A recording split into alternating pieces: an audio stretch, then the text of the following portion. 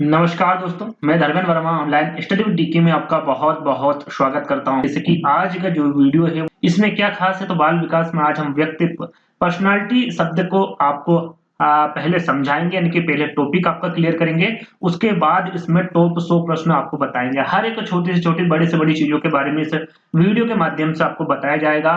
व्यक्तित्व से काफ़ी प्रश्न आपसे पूछे जाते हैं, तो 2011 से 22 तक जितने भी प्रश्न पूछे गए उनको भी इस वीडियो के माध्यम से इंक्लूड किया गया है, तो आपको स्किप नहीं करना है, पूरा वीडियो देखना है और थोड़ा बहुत भी यदि वीडियो पसंद आता है तो वीडियो को क्या कर देना है, आपको लाइक कर देना है, कमेंट कर देना है और चैनल को सब्सक्राइब कर देना है। ये वीडियो यदि आपने देख लिया तो मुझे नहीं लगता है कि दूसरा वीडियो व्यक्तित्व का आपको देखने की आवश्यकता होगी। इस प्रकार से इस वीडियो को रखा गया है। यहाँ पर टॉपिक और एमसीक्यू दोनों ही रखे गए हैं और आपके पीवाईक्यू यानी कि प्रीवियस ईयर पेपर के भी प्रश्न यहाँ पर रखे गए हैं। तो सबसे पहले हम इसको समझेंगे, उसके बाद हम प्रश्नों की ओर चलेंगे। तो सबसे पहले व्यक्तित्व के बारे में जान लेते हैं। व्यक्तित्व को हम अंग्रेजी में क्या कहते हैं? पर्सनैलिटी कहते हैं, है ना? और हिंदी में क्या कहेंगे इसे? व्यक्तित्व कहते हैं। जो प्रश्न पूछा जाता है वो ये पूछा जाता है कि जो व्यक्तित्व शब्द है वो लैटिन भाषा के किस शब्द से लिया गया है? तो याद रखिएगा ये पर्सोना शब्द से लिया गया है। किस शब्द से? पर्सोना शब्द से। और इसका अर्थ क्या होता है? नकली चेहरा, मुखौटा और नकाब यानी कि मास्क होता है आपका पर्सोना का अर्थ। इंपोर्टेंट है, ध्यान दीजिएगा, है ना? यदि हम बात करें भैया व्यक्तित्व का जो निर्माण है वो कहां पर शुरुआत होता है और किसमें पूर्ण होता है, दोनों चीजें अलग-अलग है, ध्यान दीजिएगा।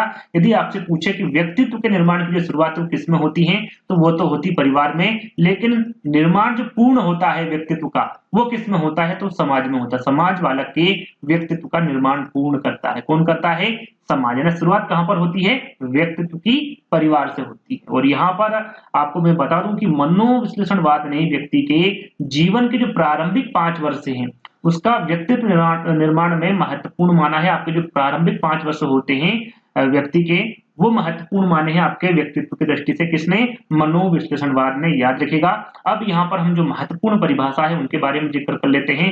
किसने कौन सी परिभाषा दी है और सारी की सारी इंपोर्टेंट है, आपको सारी चीजें अच्छे से कवर कर लेना है, याद कर लेना है। व्यक्तित्व व्यक्ति के गुणों का समन्वित रूप है। ये किसके द्वारा कहा गया? तो भैया ये गिलफोर्ड के द्वारा कहा गया। इनके द्वारा क्या गया? व्यक्तित्व क्या है? तो व्यक्ति के जो गुण होते हैं उनका जो समन्वित रूप है, गुणों के बारे में बात की जा रही है भाई। जो गुण होते हैं उसी को क्या कहा गया? गिलफोर्ड ने व्यक्तित्व कहा गया है। वो जिनकी विशेषताओं का संग्रह होता है वो व्यक्ति को व्यक्तित्व माना है किसके द्वारा? वुडवर्थ ने। यानी कि व्यक्ति की संपूर्ण विशेषताओं का जो संग्रह होता है उसे क्या कहा गया है? वुडवर्थ ने व्यक्तित्व कहा गया। यहाँ पर गुण याद रखने हैं और यहाँ पर आपको विशेषता याद रखनी है ना। हम जो कुछ करते हैं वही व्यक्तित्व है। यानी कि हमारे जीवन में जो भी घटनाएं होती हैं, जो भी हम करते हैं, वो सारी चीजें इंक्लूड कर दिए गए। किसने? वाटसन ने। वाटसन का कहना है कि हम जो भी कुछ करते हैं वो सभी के सभी क्या है भैया? व्यक्तित्व है। बोरिंग के अनुसार इनका क्या कहना है कि वातावरण के साथ सामान्य एवं स्थायी समायोजन, इन दोनों का जो समायोजन है ये क्या है? इनका द्वारा कहा गया है कि ये व्यक्तित्व है। वैलेंटाइन का कहना है कि व्यक्ति क्या होता है भैया? सॉरी, व्यक्तित्व क्या होता है? जन्मजात एवं अर्जित प्रवृत्तियों का योग होता है। जन्मजात एवं अर्जित प्रवृत्तियों का योग किसके द्वारा कहा गया? तो ये वैलेंटाइन के अनुसार कहा गया है ना। चलिए 3 परिभाषा और देखेंगे, उसके बाद हम यहाँ पर इनके प्रकारों को यानी कि इनके कारकों के बारे में जानेंगे। वैलेंटाइन क्या कहते हैं भैया कि व्यक्ति, सॉरी हम यहाँ पर देखिए 2 वैलेंटाइन हो गए तो उसको हटा देते हैं ना। मन के अनुसार देखते हैं पहले। व्यक्तित्व एक व्यक्ति के व्यवहार के तरीकों, रुचियों, दृष्टिकोणों, क्षमताओं, योग्यताओं तथा अभिरुचियों का सबसे विशिष्ट संगठन है। यहाँ पर मन के द्वारा कहा गया है कि जो व्यक्ति होता है उसके व्यवहार के तरीके से, रुचियां जो होती हैं, दृष्टिकोण होते हैं, उनकी क्षमता, योग्यता, अभिरुचि, इन सभी को देखते हुए बताया गया है कि सभी का संगठन क्या होगा भैया? व्यक्तित्व होगा। ये मन के द्वारा कहा गया है ना। डेसल के अनुसार क्या कहा गया है कि व्यक्तित्व व्यक्ति के संगठित व्यवहार का संपूर्ण चित्र है। ये किसके द्वारा कहा गया? डेसिल के द्वारा कहा गया। ये जितनी भी मैंने अभी आपको परिभाषा बताई गई है सभी के सभी इंपोर्टेंट हैं, इन सभी को याद कर लेना है। आगे हम इसके कारक के बारे में जानेंगे कि व्यक्तित्व को प्रभावित करने वाले कारक कौन कौन से हैं। तो याद रखिएगा, आपका वंशानुक्रम है, वातावरण है और मनोवैज्ञानिक कारक है। वंशानुक्रम, वहां गुण जो बालक या फिर व्यक्ति को अपने माता पिता या फिर पूर्वजों से मिलते हो उसे क्या कहा जाता है? वंशानुक्रम कहते हैं। किससे मिलते हैं? माता पिता या फिर पूर्वजों से मिलते हैं, उसे क्या कहते हैं? उन गुणों को वंशानुक्रम कहते हैं। वातावरण के अंतर्गत बालक का जो विद्यालय होता है, खेल का मैदान होता है, समाज परिवार आदि कारक होता है, ये किसके अंतर्गत आता है भैया? ये वातावरण के अंतर्गत आता है। वातावरण में आपका विद्यालय आ गया, खेल का मैदान, समाज परिवार, ये सारी चीजें किसके अंतर्गत आ जाती है? वातावरण के अंतर्गत आ जाती है। इसका बात करें तीसरे मनोवैज्ञानिक कारक की, तो इसके अंतर्गत बालक की रुचि आ जाती है, आपकी अभिवृत्ति आ जाती है, अभिक्षमता, ये सारे के सारे जो कारक होंगे ये मनोवैज्ञानिक कारक के अंतर्गत आएंगे। तो वंशानुक्रम, वातावरण और मनोवैज्ञानिक कारक, इन तीनों के बारे में आपको पता होना चाहिए। अब यहाँ पर व्यक्तित्व के प्रकार हम जानेंगे। व्यक्तित्व का पहला प्रकार्यात्मक वर्गीकरण ये पूछा जाता है, याद रखिएगा भैया, व्यक्ति का जो पहला या फिर सर्वप्रथम प्रकार्यात्मक वर्गीकरण है किसके द्वारा किया गया प्रस्तुत, ये आपसे पूछा जा सकता है और पूछा भी गया है। तो याद रखिएगा ये हिप्पोक्रेट्स के द्वारा प्रस्तुत किया गया है आपका व्यक्तित्व का पहला प्रकार्यात्मक वर्गीकरण। यहाँ पर ये भी पूछा जाता है आपसे कि भैया शरीर द्रव्यों के आधार पर जो व्यक्तित्व का वर्गीकरण किया है वो कितने भागों में कितने प्रकार बताए हैं? तो याद रखिएगा 4 प्रकार। किसके द्वारा बताए गए हैं? हिप्पोक्रेट्स के द्वारा। कौन कौन से? काले पित्त वाले व्यक्तित्व, पीले पित्त वाले व्यक्तित्व, कफ स्लेमा प्रवृत्ति वाले या फिर रुधिर प्रवृत्ति वाले, ये 4 प्रकार बताए हैं किसके द्वारा? हिप्पोक्रेट्स के द्वारा। इनको एक एक करके हम समझेंगे भी। यहाँ पर लिखा हुआ है स्पष्ट रूप से कि भाई काले पित्त वाले, यानी काले, यदि हम यहाँ पर एक ट्रिक के माध्यम से चले तो काले का मतलब होता है जो काले मन वाले। वो कैसे होते हैं? उदास होते हैं, है ना, मंदित होते हैं, निराशावादी व्यक्ति होते हैं। ऐसे व्यक्तियों को किसके अंतर्गत रखा गया है? काले पित्त वाले व्यक्तित्व के अंतर्गत रखा गया है हिप्पोक्रेट्स में, है ना। पीले पित्त वाले, पीले पड़ना, है ना, गुस्सेल हो जाते हैं, चिड़चिड़े हो जाते हैं, स्वभाव वाले जो व्यक्ति होते हैं वो किसके अंतर्गत आते हैं भैया? पीले पित्त वाले व्यक्तित्व के अंतर्गत आते हैं। यहाँ पर कफ, यानी कि कोई बच्चा बीमार हो गया तो कैसा बिल्कुल निष्क्रिय हो जाता है ना, भाव शून्य हो जाता है कह सकते हैं, और विरक्त हो जाता है। तो इस प्रकार के जो व्यक्ति होते हैं, व्यक्तित्व वाले होते हैं, उसे कफ स्लेमा प्रवृत्ति वाले व्यक्तित्व में रखा गया है। निरक्त को भाव शून्य, और जो निष्क्रिय वाले व्यक्ति होते हैं उनको, है ना। तो रुधिर प्रवृत्ति वाले, जो रुधिर प्रवृत्ति वाले व्यक्ति होते हैं उसमें आपका प्रसन्न, खुशमिजाज, आशावादी जो व्यक्ति होते हैं, ये याद रखिएगा कि जो निराशावादी है वो काले पित्त वाले में आएगा, और जो आशावादी है वो रुधिर प्रवृत्ति वाले में आएगा, और जो निष्क्रिय व्यक्ति होते हैं वो कफ यानी कि स्लेमा प्रवृत्ति वाले व्यक्तित्व में आएंगे। प्रसन्न खुशमिजाज जो व्यक्ति होते हैं वो आपके रुधिर प्रवृत्ति वाले व्यक्तित्व के अंतर्गत आते हैं। तो पहला, दूसरा, तीसरा और चौथा, है ना, ये जो 4 प्रकार हैं इनको हम देख चुके हैं। चलिए आगे बात करेंगे। अब बात करेंगे भैया शरीर रचना के आधार पर, शरीर रचना के आधार पर जर्मन मनोवैज्ञानिक क्रेस्मर ने व्यक्तित्व के 4 प्रकार बताए हैं। ये इंपोर्टेंट आईएमपी क्रेस्मर पूछा जाता है भैया, क्रेस्मर ने व्यक्तित्व के कितने प्रकार बताए हैं? तो 4 प्रकार बताए हैं। किसके आधार पर? शरीर रचना के आधार पर। ये आपको पता होना चाहिए, है ना। कौन कौन से? गोलकाय जिसे पिकनिक प्रकार भी कहते हैं, लंबकाय जिसे एंथेनिक भी कहते हैं, सुडोलकाय जिसे स्थनिक कहते हैं, सुडोलकाय को स्थनिक नहीं कहते, एथलीट कहते हैं ना, एथलीट कहा जाता है। और मिश्रित काय जिसे डिस्प्लेटिक कहा जाता है। तो गोलकाय, लंबकाय, सुडोलकाय और मिश्रित काय, इन चारों के बारे में एक एक करके जानेंगे। सबसे पहले हम जानते हैं गोलकाय के बारे में कि भाई इस प्रकार के जो व्यक्ति होते हैं वो कैसे होते हैं। तो सबसे पहले बात करें गोलकाय की, जिसे पिकनिक प्रकार भी कहा जाता है। तो ऐसे व्यक्ति का कद जो होता है वो छोटा होता है, शरीर भारी होता है, मोटा होता है, गोलाकार एवं अधिक चर्बी वाला होता है। इस प्रकार का जो व्यक्ति होता है किसमें रखा गया भैया? क्रेस्मर ने गोलकाय यानी कि पिकनिक प्रकार में रखा है, क्योंकि ये हंसी मजाक करने वाले तथा घूमने फिरने वाले व्यक्ति होते हैं। सीधा सीधा आपसे ये भी पूछा जा सकता है कि हंसी मजाक करने वाले तथा घूमने फिरने वाले जो व्यक्ति होते हैं वो क्रेस्मर ने किस में रखा है ना, किस प्रकार में रखा है? तो आपको पता होना चाहिए गोलकाय, जिसको पिकनिक प्रकार भी कहा जाता है। साथ में हम इसकी बात करें तो भैया ये आपके जो गोलकाय प्रकार के व्यक्ति होते हैं ये खाने के शौकीन तथा वर्तमान में जीने वाले होते हैं। साथ में ऐसे व्यक्तियों की गर्दन छोटी और मोटी होती हैं। ऐसे व्यक्तियों को गुस्सा नहीं आता है जो गोलकाय में आते हैं। और पिकनिक प्रकार के व्यक्तित्व को साइक्लोआइड, याद रखिएगा, इसे साइक्लोआइड और गोलकाय व्यक्तित्व के नाम से भी जाना जाता है। जैसे कि गोलकाय तो मैं आपको बता चुका हूं, साथ में पिकनिक प्रकार और एक और नाम आपको याद रखना है साइक्लोआइड, है ना। ये 3 प्रकार के बारे में आपको पता होना चाहिए, तीनों के नाम एक ही है। चलिए अब बात करते हैं भाई लंबकाय, है ना।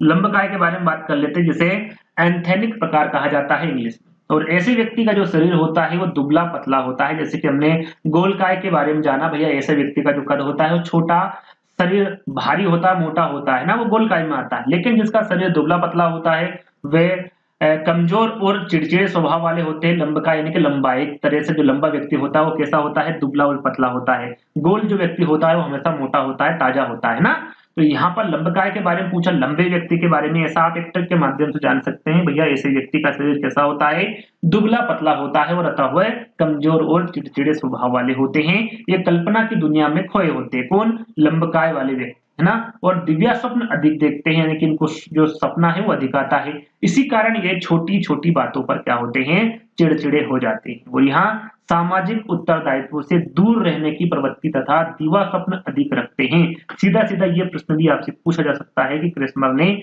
कौन सा प्रकार बताया है जिसमें सामाजिक उत्तरदायित्व से दूर रहने की प्रवृत्ति तथा दिवा स्वप्न अधिक रखते हैं। तो याद रखिएगा लंबकाय होंगे, एंथेनिक प्रकार होगा। इस प्रकार के व्यक्तित्व वाले व्यक्तियों में मानसिक रोगी होने की संभावना अधिक होती है। मानसिक रोग कब होता है? जब आदमी चिड़चिड़ाहट उसमें रहेगा, है ना।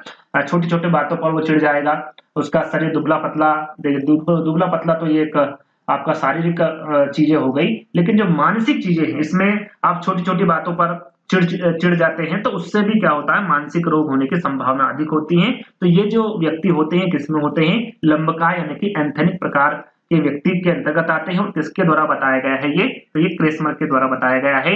ये आपको ध्यान हमेशा रखना है ना। आगे हम बात करें तो एंथेनिक प्रकार के जो व्यक्तित्व है इनको कृशकाय, सीजोआइड और लंबकाय व्यक्तित्व भी कहा जाता है। इन तीनों के बारे में आपको पता होना चाहिए, कृशकाय, सीजोआइड और लंबकाय, है ना। इन तीनों के बारे में आपको पता होना चाहिए। किसको कहा जाता है भैया? एंथेनिक प्रकार, यानी कि इन चारों के बारे में, एंथेनिक प्रकार, कृशकाय, सीजोआइड और आपका लंबकाय। ये एक ही नाम है ना, कोई सा भी नाम आपसे प्रश्न में पूछा जा सकता है। आगे बढ़ेंगे। सुडोलकाय, अब बात करते हैं सुडोलकाय के, जिसको एथलेटिक प्रकार कहा जाता है। ऐसे व्यक्ति का शरीर ना तो अधिक लंबा होता है और ना ही अधिक छोटा होता है। जैसे कि हमने गोलकाय के बारे में जाना, उनका कद छोटा, शरीर भारी, मोटा, गोलाकार होता है ना। और उसमें चर्बी भी होती है गोलकाय में। और लंबकाय में क्या होता है भैया? शरीर दुबला पतला होता है और कमजोर और चिड़चिड़े स्वभाव वाले होते हैं। अब यहाँ पर जो सुडोलकाय है वो ना तो शरीर से अधिक लंबा होता है और ना ही अधिक छोटा होता है। इनका जो शरीर होता है वो कैसा होता है?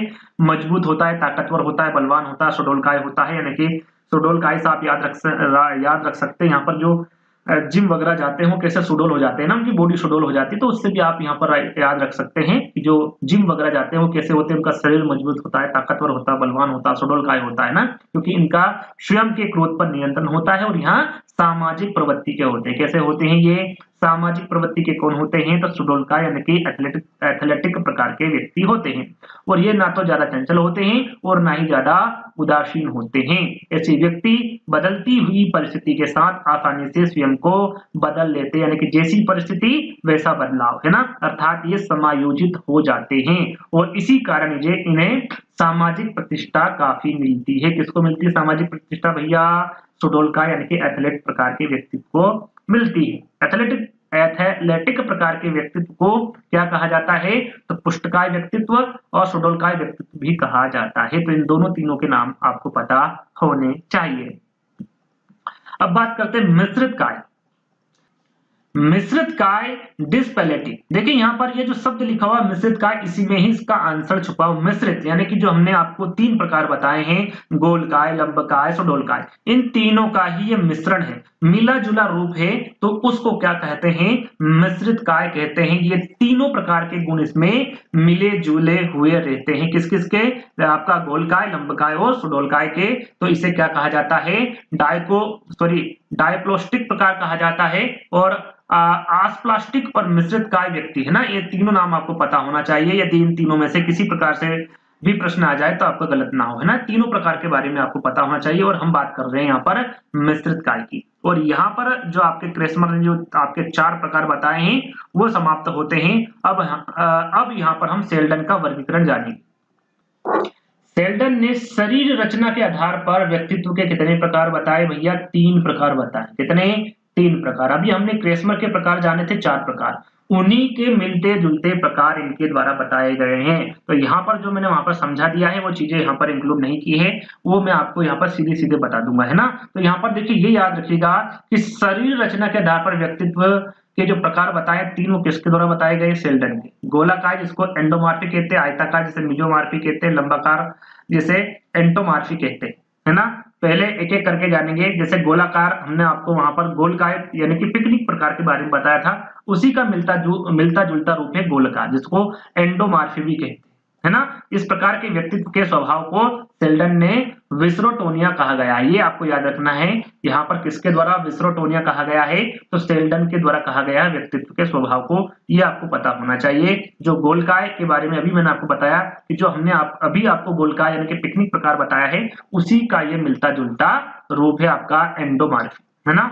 आयताकार की हम बात करें तो जो हमने दूसरा जो एथलेटिक जो तीसरा प्रकार बताया था, सॉरी सुडोलकाय, उसका मिलता जुलता रूप है आपका आयताकार यानी कि मेसोमार्फिक। सेल्डन द्वारा वर्गीकृत यह प्रकार क्रेस्मर के एथलेटिक प्रकार से मिलता जुलता है, जो कि हम आपको बता चुका हूं। उसमें हमने स्वास्थ्य, जोखिम, बहादुरी कार्य करने वाले जो प्रवृत्ति के लोग हैं उनके बारे में आपको बताया था। और इस प्रकार के जो व्यक्ति का स्वभाव है उसे सेल्डन ने क्या कहा है, सेमोटोटोनिया कहा है। याद रखिएगा, सेमोटोटोनिया किसके द्वारा कहा गया है व्यक्ति के स्वभाव को, तो ये सेल्डन के द्वारा कहा गया। किसको कहा गया है, आयताकार मेसोमार्फिक को कहा गया है। लंबाकार की हम बात करें तो सेल्डन द्वारा जो वर्गीकृत यहाँ प्रकार क्रेस्मर ने एंथेनिक प्रकार, जो एंथेनिक प्रकार यानी कि लंबकाय के बारे में हमने आपको बताया था, उसका ही ये मिलता जुलता रूप है ना। और इसमें आपका कुशाग्र बुद्धि आ जाएगी, कलात्मक लोगों से कम मिलना जुलना, अर्थात जो अंतर्मुखी व्यक्तित्व होते हैं वो किसके अंतर्गत आते हैं, लंबकाय यानी कि एंटोमार्फिक के अंतर्गत आते हैं।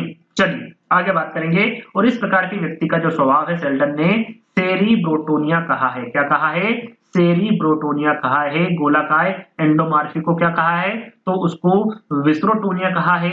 आयताकार मेसोमार्फिया को क्या कहा गया है, व्यक्ति के स्वभाव को सेल्डन ने सीमोटोनिया कहा है। और लंबकाय के अंतर्गत स्वभाव को व्यक्ति के स्वभाव को क्या कहा गया है, सेरिब्रोटोनिया कहा गया है। तो आपको पता होना चाहिए, है ना। चलिए आगे बढ़ेंगे। मनोवैज्ञानिक गुणों के आधार पर जुंग, जिसे युंग भी कहा जाता है ना, जुंग और युंग बात एक ही है। ये व्यक्तित्व को कितने भागों में बांटा है, इन्होंने दो भागों में, है ना। ये भी इंपॉर्टेंट है।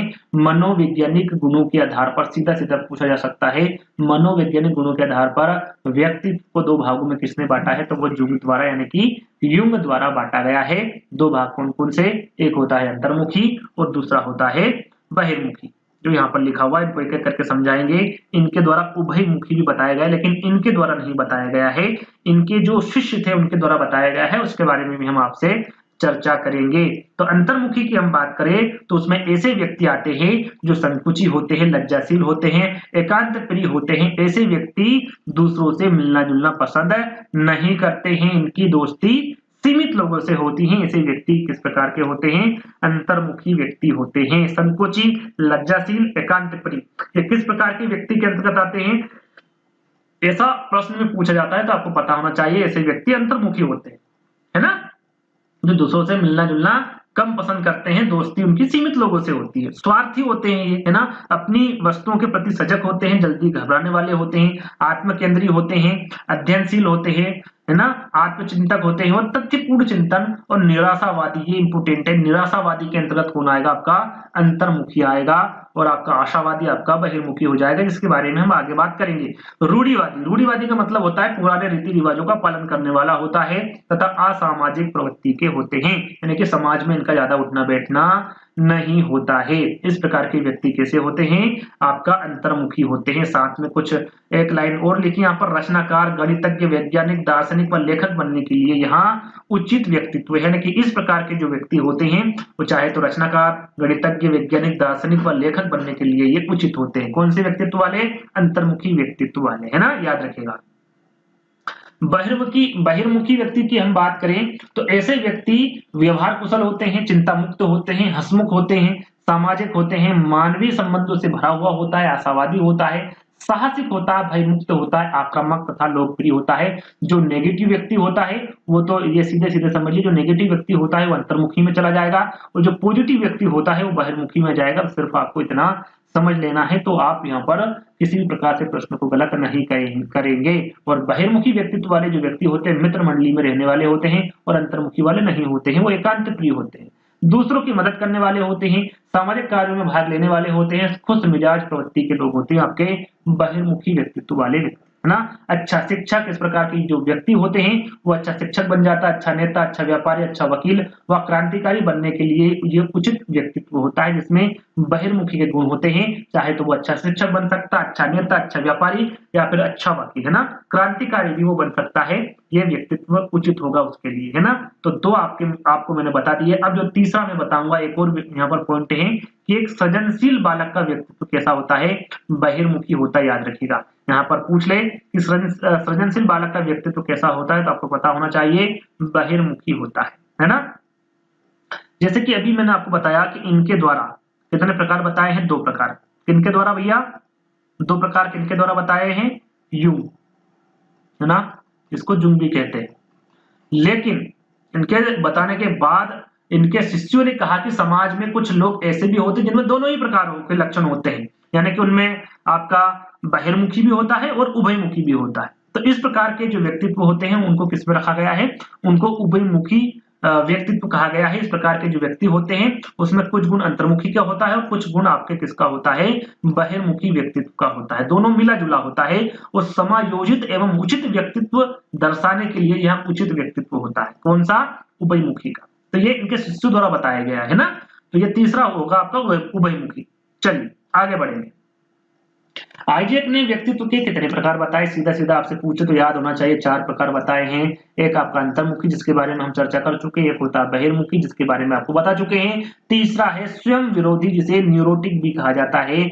ऐसे जो व्यक्ति होते हैं वो हर समय हर घटना में स्वयं को जिम्मेदार मानता है, कोई सी भी घटना हो जाए तो किसको जिम्मेदार मानेगा, खुद को मानेगा, स्वयं को मानेगा। ऐसे व्यक्ति कौन सा होगा, स्वयं विरोधी होगा, जिसे न्यूरोटिक भी कहता है। स्वयं विरोधी यहाँ पर आपका शब्द से ही पता चल रहा है, जैसे कि समाज विरोधी, यहाँ पर शब्द से ही पता चल रहा है, जैसे साइकोटिक कहा जाता है। ऐसे व्यक्ति समाज के नियमों कानूनों को हर समय गलत मानते हैं, वो समाज के विरोधी होते हैं, सीधा सीधा ये मतलब होता है इसका, है ना। तो आपने जाना भी कि आइजैक ने व्यक्तित्व के 4 प्रकार बताए हैं, अंतर्मुखी, बहिर्मुखी, स्वयं विरोधी और समाज विरोधी, है ना। आगे बढ़ेंगे।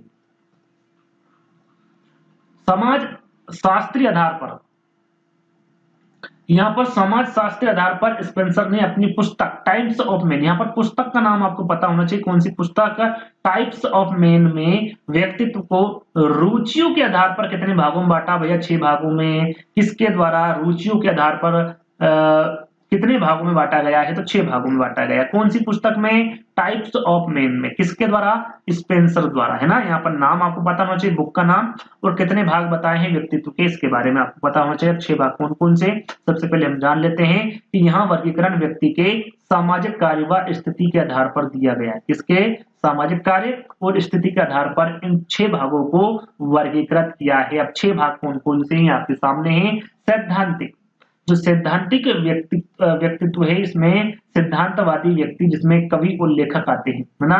सैद्धांतिकवादी व्यक्ति इसके अंतर्गत आएगा सैद्धांतिक में, और उसमें जो व्यक्ति आएंगे वो कवि आ जाएगा और लेखक आ जाएगा आपका। आर्थिक, धन एकत्रित करने वाले व्यक्ति कौन होते हैं भैया, व्यापारी होते हैं और उद्योगपति होते हैं, है ना। धार्मिक, रहस्यवादी व आध्यात्म प्रवृत्ति वाले जो व्यक्ति होते हैं, जैसे कि आपका साधु और पंडित, किसमें आएगा, धार्मिक प्रवृत्ति में आ जाएंगे। राजनीतिक प्रवृत्ति की हम बात करें तो इसमें प्रभुत्ववादी व सत्ता लोलुप वाले व्यक्ति, जैसे कि आपका जो नेता है प्रशासनिक कार्य करने वाले होते हैं, और राजनीतिक में, यानी कि इसके नाम से ही पता चल रहा है आपको। सामाजिक की हम बात करें तो जो समाज सेवी होते हैं, यानी कि सामाजिक कार्यों में व्यस्त रहने वाले जो व्यक्ति होते हैं वो सामाजिक होते हैं। और जो कलात्मक होते हैं वो सौंदर्य प्रेमी व्यक्ति होते हैं, जैसे कि आपका चित्रकार हो गया, कलाकार हो गया, प्रकृति प्रेमी हो गया। तो यहाँ पर यदि आप इसके जो 6 वर्गीकरण को जानेंगे, 6 भाग को जानेंगे, तो उसी के हिसाब से यहाँ पर इनका वर्गीकरण किया गया है। इनको यहाँ पर यानी कि इनके शब्द से ही इनके बारे में पता चल रहा है, सीधा सीधा, है ना। चलिए 6 प्रकार आपको समझ में आ गए। अब चलते हैं भैया थॉर्नडाइक के बारे में। कि विचार एवं कल्पना के आधार पर वर्गीकरण करते हुए थॉर्नडाइक ने व्यक्तित्व के कितने प्रकार बताए हैं? 3 प्रकार बताए। कितने? 3। थॉर्नडाइक ने व्यक्तित्व के 3 प्रकार बताए। कौन-कौन से? सूक्ष्म विचारक, प्रत्यक्ष विचारक और स्थूल विचारक। एक-एक करके जानेंगे। यहाँ पर देखिए प्रत्यक्ष विचारक की हम बात करें, भैया कोई भी व्यक्ति जब प्रत्यक्ष रूप से घटनाओं के आधार पर विचार बनाता है उसे प्रत्यक्ष विचारक कहते हैं। जैसे कि पुलिस अधिकारी, आपने पुलिस अधिकारी को देखा होगा, जहां पर कोई घटना हो जाती है तो वहीं पर जाकर वो सारी चीजें को लिखता है, जो भी पंचनामा वगैरह होता है वो सारी चीजें प्रत्यक्ष रूप से देखी गई बातों को वहां पर लिखता है ना। तो जब प्रत्यक्ष रूप से घटनाओं के आधार पर विचार बनाता है तो उसे प्रत्यक्ष विचारक कहते हैं, जैसे कि पुलिस अधिकारी, है ना। सूक्ष्म विचारक जो छोटी से छोटी बातों का गहन अध्ययन करता है, व्यक्ति किसी विषय को गहनता पूर्वक अवलोकन करने के आधार पर विचार बनाता है, उसे सूक्ष्म विचारक कहते हैं। जैसे कि न्यायाधीश, आपने न्यायाधीश को देखा होगा, वो बहुत गहनता से अध्ययन करता है ताकि किसी भी निर्दोष व्यक्ति को किसी प्रकार की कोई सजा ना हो। बहुत ही अच्छी तरीके से वो अपना अवलोकन करेगा किसी भी चीजों का, है ना, चाहे वो किसी को सजा देना हो या फिर कोई निर्दोष व्यक्ति। अगला है तीसरा, एक स्थूल विचारक, किसी भी व्यक्ति का लाभ एवं हानि के आधार पर विचार बनाता है, स्थूल विचारक कहलाता है। जैसे कि एक नेता, एक व्यापारी, लाभ हानि के माध्यम से वो विचार बनाता है, तो ऐसे व्यक्ति किसमें चले जाएंगे? स्थूल विचारक में चले जाएंगे, एक नेता और एक व्यापारी, याद रखिएगा। आगे बढ़ेंगे। ये आपके थॉर्नडाइक के 3 प्रकार हमने बताए। अब बात करते हैं भैया भारतीय दृष्टिकोण के अनुसार व्यक्तित्व के कितने प्रकार बताए हैं? 3 प्रकार बताए हैं। कौन-कौन से? यहाँ पर उसके पहले आपको पता होना चाहिए कि भारतीय दर्शन की उत्कृष्ट कृति श्रीमद् भागवत गीता के अध्याय 14 के श्लोक 9 में 3 गुणों के आधार पर व्यक्तित्व के 3 भाग बताए हैं, है ना। जो यहाँ पर बताया कि भारतीय दृष्टिकोण के अनुसार, या फिर ये सीधा-सीधा पूछ ले आपसे, है ना, प्रश्न और पूछे कि व्यक्तित्व कितने भाग बताए हैं, तो 3 भाग बताए। कौन-कौन से? सात्विक, जिसे सतोगुणी यानी कि सफेद भी कहते हैं। आपका दूसरा है राजसी, जिसे रजोगुणी यानी कि लाल कहते हैं। तीसरा है तामसी, तमोगुणी, जिसे काला कहते हैं। एक-एक करके जानेंगे। पहले सात्विकी यानी कि सतोगुणी यानी कि सफेद के बारे में हम जाने, तो ये व्यक्ति धार्मिक प्रवृत्ति के अर्थात ईश्वर में विश्वास करने वाले होते हैं, सतोगुणी, है ना।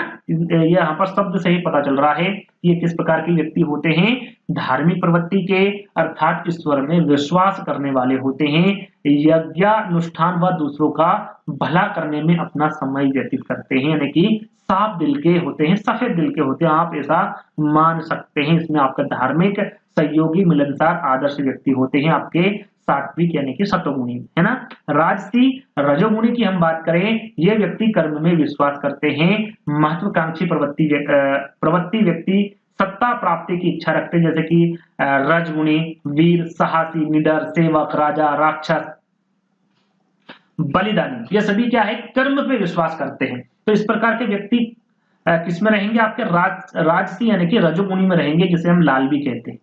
तामसी यानी कि तमोगुणी, जिसको हम काला कहते हैं, ये व्यक्ति जो होते हैं ये सुख प्राप्ति में विश्वास रखते हैं, ये आलस्य की प्रवृत्ति वाले होते हैं, ये अमानवीय व्यवहार से युक्त होते हैं, जिसे आलसी कहते हैं। जिस प्रकार के व्यक्ति होते हैं वो आलसी होते हैं, अंधकार प्रिय होते हैं, झगड़ालू होते हैं, असामाजिक प्रकृति के जो व्यक्ति होते हैं वो तामसी, तमोगुणी यानी कि काला होते हैं, यानी काला दिल, है ना, सफेद दिल, लाल दिल। तो इनसे आप इन प्रश्नों को इनको याद कर सकते हैं ना, इन गुणों को, या कह सकते हैं इन वर्गीकरणों को। चलिए आगे बढ़ेंगे। आधुनिक दृष्टि से बात करें तो व्यक्तित्व को कितने भागों में बांटा है? तो यहाँ पर भी 3 भाग है। अब 3 भाग कौन-कौन से हैं? भावशील, जिसे भावुक व्यक्ति कहते हैं, कर्मशील व्यक्ति, विचारशील व्यक्ति। शब्द में ही यहाँ पर इसकी थ्योरी छुपी हुई है। भावशील यानी कि भावुक व्यक्ति की हम बात करें तो ये भावुक प्रवृत्ति के होते हैं, सदा दुखी रहते हैं, दूसरे के दुख में दुखी होते, किसी की बात मान लेते हैं, कि भावुक बहुत जल्दी हो जाते हैं, इस प्रकार के व्यक्ति, है ना। कर्मशील व्यक्ति जो होते हैं वो कर्मठ होते हैं, कर्म पर विश्वास करने वाले होते हैं, और अंतिम रूप में सुखी रहने वाले होते हैं, वो कर्मशील व्यक्ति होते हैं, कर्मठ व्यक्ति होते हैं। विचारशील व्यक्ति की हम बात करें तो वैचारिक व्यक्ति प्रत्येक कार्य सोच समझकर करता है और सदा खुश रहता है। वैचारशील यानी कि सोच समझकर कार्य करता है ना, विचार करके कार्य करता है, इस प्रकार का व्यक्ति विचारशील व्यक्ति के अंतर्गत आएगा। आगे हम बात करें, अब बात करते हैं व्यक्तित्व के प्रमुख सिद्धांत के बारे में। हम व्यक्तित्व के बारे में बात कर रहे हैं तो इनके जो प्रमुख सिद्धांत हैं वो किसके द्वारा दिया गया है, ये सिद्धांत वो आपको पता होना चाहिए। यहाँ पर देखिए मनोविश्लेषण सिद्धांत के बारे में पूछे या फिर मनोविश्लेषण सिद्धांत के जनक के बारे में पूछे, वो कौन होंगे? सिगमंड फ्रायड होंगे। शरीर रचना का सिद्धांत किसके द्वारा दिया गया है? सेल्डन के द्वारा। विशेषक सिद्धांत किसके द्वारा दिया गया? केटल के द्वारा। शील गुण का सिद्धांत किसके द्वारा दिया गया? आलपोर्ट व केटल के द्वारा। मांग सिद्धांत आपका हेनरी मुर्गे के द्वारा। हार्मिक सिद्धांत की हम बात करें तो मैकडूगल के द्वारा। और जीव सिद्धांत की हम बात करें तो गोल्डस्टीन के द्वारा दिया गया सिद्धांत है। स्क्रीनशॉट ले लीजिएगा, जब भी समय मिले पढ़ लीजिएगा। सारे के सारे इंपोर्टेंट सिद्धांत हैं और व्यक्तित्व के प्रमुख सिद्धांत है ना। चलिए आगे बात करें।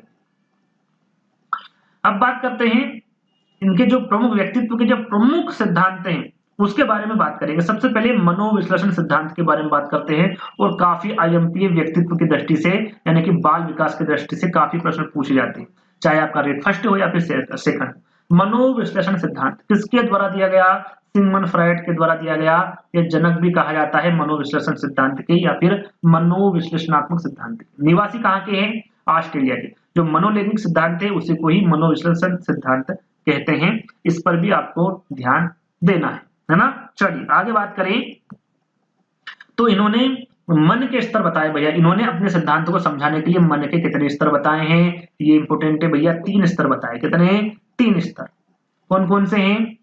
उसके पहले आपको पता होना चाहिए फ्रायड ने सबसे अधिक बल किस पर दिया है? इंपोर्टेंट पूछा जा सकता है तो काम प्रवृत्ति पर। याद रखिएगा, फ्रायड ने सबसे अधिक बल किस पर दिया है? काम प्रवृत्ति पर दिया है। और मन के कितने स्तर बताए? 3 स्तर। चेतन मन यानी कि कह सकते हैं कि ये अपना दिमाग है ना, एक प्रकार से दिमाग मान सकते हैं। तो मात्र एक छोटा सा हिस्सा ये आपका होता है 1/10। हम मान सकते हैं कि 100वें हिस्से में से मात्र 1/10वां भाग कौन सा होगा? आपका चेतन मन होगा। और बाकी का जो हिस्सा है ये सारा ये अचेतन मन में चला जाएगा 90% यानी कि 9/10वां भाग। और जो अर्धचेतन मन होता है वो क्या होता है? इन दोनों के बीच का एक अवस्था होती है। चेतन मन और अचेतन मन के बीच की अवस्था को क्या कहते हैं? अर्धचेतन मन कहते हैं। इनको एक एक करके हम जानने वाले हैं तो कि ये होता क्या है ना। चलिए चेतन मन। चेतन मन क्या होता है भैया? चेतन मन में व्यक्ति जागृत अवस्था में होता है, जो भी काम करता है वो सक्रिय रूप में करता है, सक्रिय अवस्था में करता है। और मस्तिष्क में चेतन मन का कितना भाग होता है? एक छोटा सा भाग होता है, मात्र 1/10वां भाग। अर्धचेतन मन का कोई भाग नहीं होता है। ये आपको विशेषकर ध्यान देना है। कितना होता है? चेतन मन का 10% यानी कि 1/10वां भाग होता है। अचेतन मन की हम बात करें तो इसमें दमित इच्छाओं, अतृप्त इच्छाओं का भंडार होता है, जो कि मस्तिष्क का कुल भाग ने 9/10 भाग, इसको भंडार भी कहा जाता है मस्तिष्क का, है ना। और प्रतिशत में हम बात करें तो 90% यानी कि जो इच्छाएं होती हैं व्यक्ति की वो इच्छाओं का भंडार होता है। या कह सकते हैं जो इच्छाएं पूरी नहीं हो पाती हैं या फिर जो आकांक्षाएं होती हैं उनको पूरा नहीं कर पाता। जैसे कि उदाहरण के तौर पर यदि एक व्यक्ति है, जैसे कोई सी चीज या कोई वस्तु लाना है, जैसे कि हम मोटरसाइकिल मान सकते हैं, कार मान सकते हैं, कोई सी चीज जिसको खरीद नहीं पाता है, उन इच्छाओं का वो दमन कर देता है। किसमें? अचेतन मन में। कहां पर संग्रहित हो जाती भैया? अचेतन मन में जाकर संग्रहित हो जाती है। अर्धचेतन की हम बात करें तो अर्धचेतन मन, चेतन मन और अर्धचेतन के बीच की जो अवस्था होती है उसे अर्धचेतन मन कहते हैं। ऐसी अवस्था जिसमें व्यक्ति किसी कार्य को भूल जाता है और बाद में तुरंत याद आ जाता है। जैसे कि याद की गई बातों को अचानक भूल जाना, अटक जाना, हकला जाना। एक उदाहरण के रूप में हम जाने, यदि आप हो या कोई व्यक्ति हो या कोई भी हो, यदि वो एग्जाम हॉल में बैठा है ना, और वहां पर वो प्रश्न हल कर रहा है और एक प्रश्न ऐसा आ गया उसको बहुत बार वो याद करा लेकिन उसे किसी भी प्रकार से वो प्रश्न याद नहीं आ रहा है। और जैसे ही उसने एग्जाम हॉल से बाहर निकला और उसने प्रश्न पढ़ा और डायरेक्ट उसको आंसर आ गया कि भैया इसका आंसर तो ये है, यानी कि याद की गई बातों को वो अचानक भूल जाता है और उसे वापस वो तुरंत याद भी आ जाती है। तो ये प्रकार जो संग्रहित होता है ना, इस प्रकार की जो बातें जो संग्रहित होती है किसमें होती हैं? अर्धचेतन मन में होती हैं। तो पहला, दूसरा और तीसरा ये तीनों ही इंपोर्टेंट है और मैं आपको समझा चुका हूं, है ना। और तीनों के बारे में आपको पता होना चाहिए। सीधा सीधा हम जाने तो चेतन मन मस्तिष्क की जागृत अवस्था है। अर्धचेतन मन की बात करें तो ये अचेतन मन के बीच की अवस्था है। और अचेतन मन की बात करें तो दमित इच्छाओं का ये भंडार है आपका अचेतन मन, है ना। चलिए आगे बात करें। मन के आधार पर फ्रायड ने व्यक्तित्व को कितने भागों में बांटा है? तो भैया 3 भागों में बांटा है। इड, ईगो, सुपर ईगो, यानी कि इदम, अहम और पराहम। याद रखिएगा, इंपोर्टेंट है। और मैं इन तीनों को एक ही उदाहरण में आपको समझा दूंगा। यदि आपने उदाहरण ध्यान दे लिया और एग्जाम में प्रश्न आ गया तो आप गलत नहीं करेंगे। किस प्रकार से मैं उदाहरण दूंगा ये आपके सामने है कि भैया एक लड़का है ना, एक लड़का है, उसे भूख लगी है, एक लड़का है उसे भूख लगी है और वो बाजार में गया फलों की दुकान पर। हम देख लेते हैं, एक लड़का बाजार में फलों की दुकान के पास खड़ा है, लड़के को भूख लगी है किंतु जेब में पैसे नहीं होने से उसका मन दुकान से केले क्या करके भैया चुरा कर खाने का मन कर रहा है उसका। तो यदि इस प्रकार की भावनाएं, इस प्रकार के विचार यदि किसी व्यक्ति में, किसी बच्चे में आते हैं तो वो कौन सा भाग होता है व्यक्तित्व का, मन के आधार पर उसे इड कहते हैं, यानी कि इदम में चला जाएगा, है ना। यदि वो चुरा कर खाने की बात कर रहा है, उसमें ये विचार आ रहे हैं तो वो इड इदम में चला जाएगा। और यदि उसके बाद उसके यहाँ विचार आता है कि चोरी करते पकड़े जाने पर मेरी पिटाई होगी, पुलिस द्वारा पकड़ा जा सकता हूं, तो ये विचार यदि बच्चे के या फिर किसी व्यक्ति के मन में आता है तो वो अहम यानी कि ईगो में चला जाता है।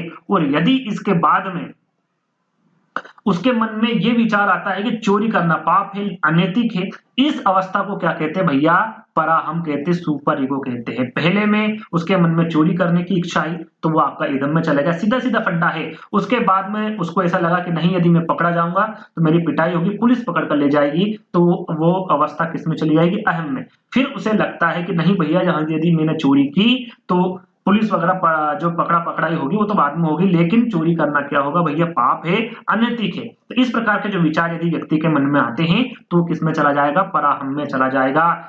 तो आप समझ गए होंगे, इस उदाहरण के माध्यम से एक एक करके इनके बारे में हम जानेंगे भी। चलिए, तो यहाँ पर आप देख सकते हैं, सबसे पहले जानेंगे इदम, यानी जब एक व्यक्ति की शारीरिक इच्छाएं इतनी प्रबल हो जाती है कि उसके मानसिक स्तर द्वारा नियंत्रित नहीं हो पा रही है, तो ऐसी स्थिति को क्या कहते हैं, इदम कहते हैं। शारीरिक इच्छाएं, जैसे कि मैंने एक उदाहरण आपको दिया था कि भैया उस लड़के को भूख लगी थी, क्या लगी थी, भूख लगी थी, तो वो क्या करना चाह रहा था, वहां पर चोरी करना चाह रहा था, यानी कि उसकी शारीरिक इच्छाएं इतनी प्रबल है, उसे भूख लगी हुई है, उसके पास पैसे नहीं है, तो उसने चोरी करने की सोची, यानी कि उसकी मानसिक स्तर द्वारा नियंत्रित नहीं कर पा रहा है उसके शारीरिक इच्छाओं को, वो इतनी प्रबल है। तो इस प्रकार के जो व्यक्ति होते हैं वो इदम में चले जाते हैं। उसकी मनोशारीरिक स्थिति को क्या कहते हैं, इदम कहते हैं। उसे तुरंत यानी कि तत्काल आनंद चाहिए, संतुष्टि उसे प्राप्त होना चाहिए तत्काल में। तो इस प्रकार के जो व्यक्ति होते हैं वो आपके इदम यानी कि इड होते हैं। ये जन्मजात होता है, बचपन में इसे इदम, बचपन में इदम ज्यादा होता है। याद रखिएगा, किसमें इदम ज्यादा होता है, सीधा सीधा प्रश्न पूछा जाता है, तो ये बचपन में होता है। इसमें उचित अनुचित का कोई ज्ञान नहीं होता, उसे आनंद प्राप्त करना है, उसे संतुष्टि प्राप्त करना है तो वो करेगा, उसे अनुचित उचित का कोई ज्ञान नहीं होता है। और इसमें मुख्य रूप से व्यक्ति की जो मूल वासनाएं होती हैं, जो प्रवृत्तियां होती हैं, जो दमित इच्छाएं होती हैं, वो जागृत होती है ना, वो इसमें आती हैं। और इदम किसी भी तरह का तनाव सहन नहीं कर सकता, जो उसको अच्छा लगता है वो वही करता है। कौन सा, इदम, है ना। बिना किसी बाधा या फिर इंतजार के उसको तत्काल आनंद चाहिए, सुख व संतुष्टि प्राप्त करना चाहता है इड वाला व्यक्ति या फिर इदम वाला व्यक्ति, है ना। और यह अवस्था इच्छाओं और कामनाओं को जन्म देती है, इसलिए इसे इच्छाओं की जननी कहा जाता है। इच्छाओं की जननी किसे कहा जाता है, तो इदम को कहा जाता है। इसके अंतर्गत व्यक्ति का अचेतन मन कार्य करता है, इसलिए इसे अचेतन मन का राजा कहा जाता है। इसमें कौन सा मन कार्य करेगा भैया, अचेतन मन। जो इच्छाएं जागृत होती है, जो आकांक्षाएं जागृत होती है, वो किसमें स्टोर होती हैं, किसमें इसकी दमन होती है, तो अचेतन मन में होती है। और वही इच्छाओं की पूर्ति करना चाहता है, जो चला जाता है आपका इदम में। और अचेतन मन का ये क्या होता है, राजा होता है इदम, ये आपको याद रखना है। और इदम को कौन सी प्रवृत्ति कहा गया है, तो राक्षसी प्रवृत्ति कहा गया है। उसे अनुचित उचित का कोई भी वो उसका कोई भी मतलब नहीं होता है कि उचित कर रहा है कि अनुचित कर रहा है ना, क्योंकि आपराधिक प्रवृत्ति के लोगों में इदम अधिक होता है। इसी कारण ऐसे व्यक्ति को क्या कहा जाता है, कुसमायोजित भी कहा जाता है। ये सुखवादी सिद्धांत पर आधारित होता है, उसे किसी प्रकार से भी सुख प्राप्त करना है, वो किसी भी स्थिति में, है ना। इदम की प्रधानता वाले लोग अमर्यादित होते हैं, अनैतिक होते हैं, असामाजिक होते हैं। उसे किसी प्रकार की किसी भी प्रकार से किसी की भी चिंता नहीं होती है, वो इदम में होते हैं, इदम वाले व्यक्ति होते हैं ना।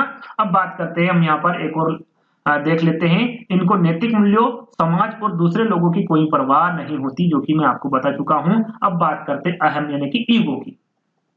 इदम यानी कि इड की हम बात कर चुके हैं। अब इसमें क्या होता है, जब एक व्यक्ति की शारीरिक इच्छाएं और मानसिक शक्तियां के मध्य संतुलन की स्थिति हो, तो इस विशिष्ट मनोशारीरिक स्थिति को अहम कहते हैं।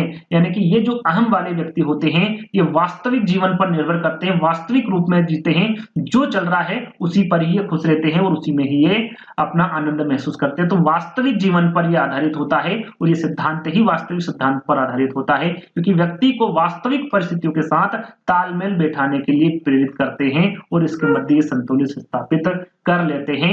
अहम आंशिक रूप से चेतन एवं आंशिक रूप से अचेतन में कार्य करता है। यानी कि जैसे कि मैंने आपको उदाहरण दिया था, उसके मन में ये विचार तो आया कि मैं ये चोरी कर लूं, लेकिन उसके बाद उसको ऐसा भी लगा कि मैं यदि ऐसा करता हूं तो मुझे या तो मैं पकड़ा जाऊंगा या फिर मुझे पुलिस पकड़ लेगी, और उस स्थिति में उसे क्या लगेगा, डर लगेगा। यानी कि वहां पर वो संतुलित स्थापित करेगा कि मुझे आगे क्या करना है ना। तो यहाँ इड व सुपर ईगो दोनों पर नियंत्रित स्थापित करने का कार्य करता है।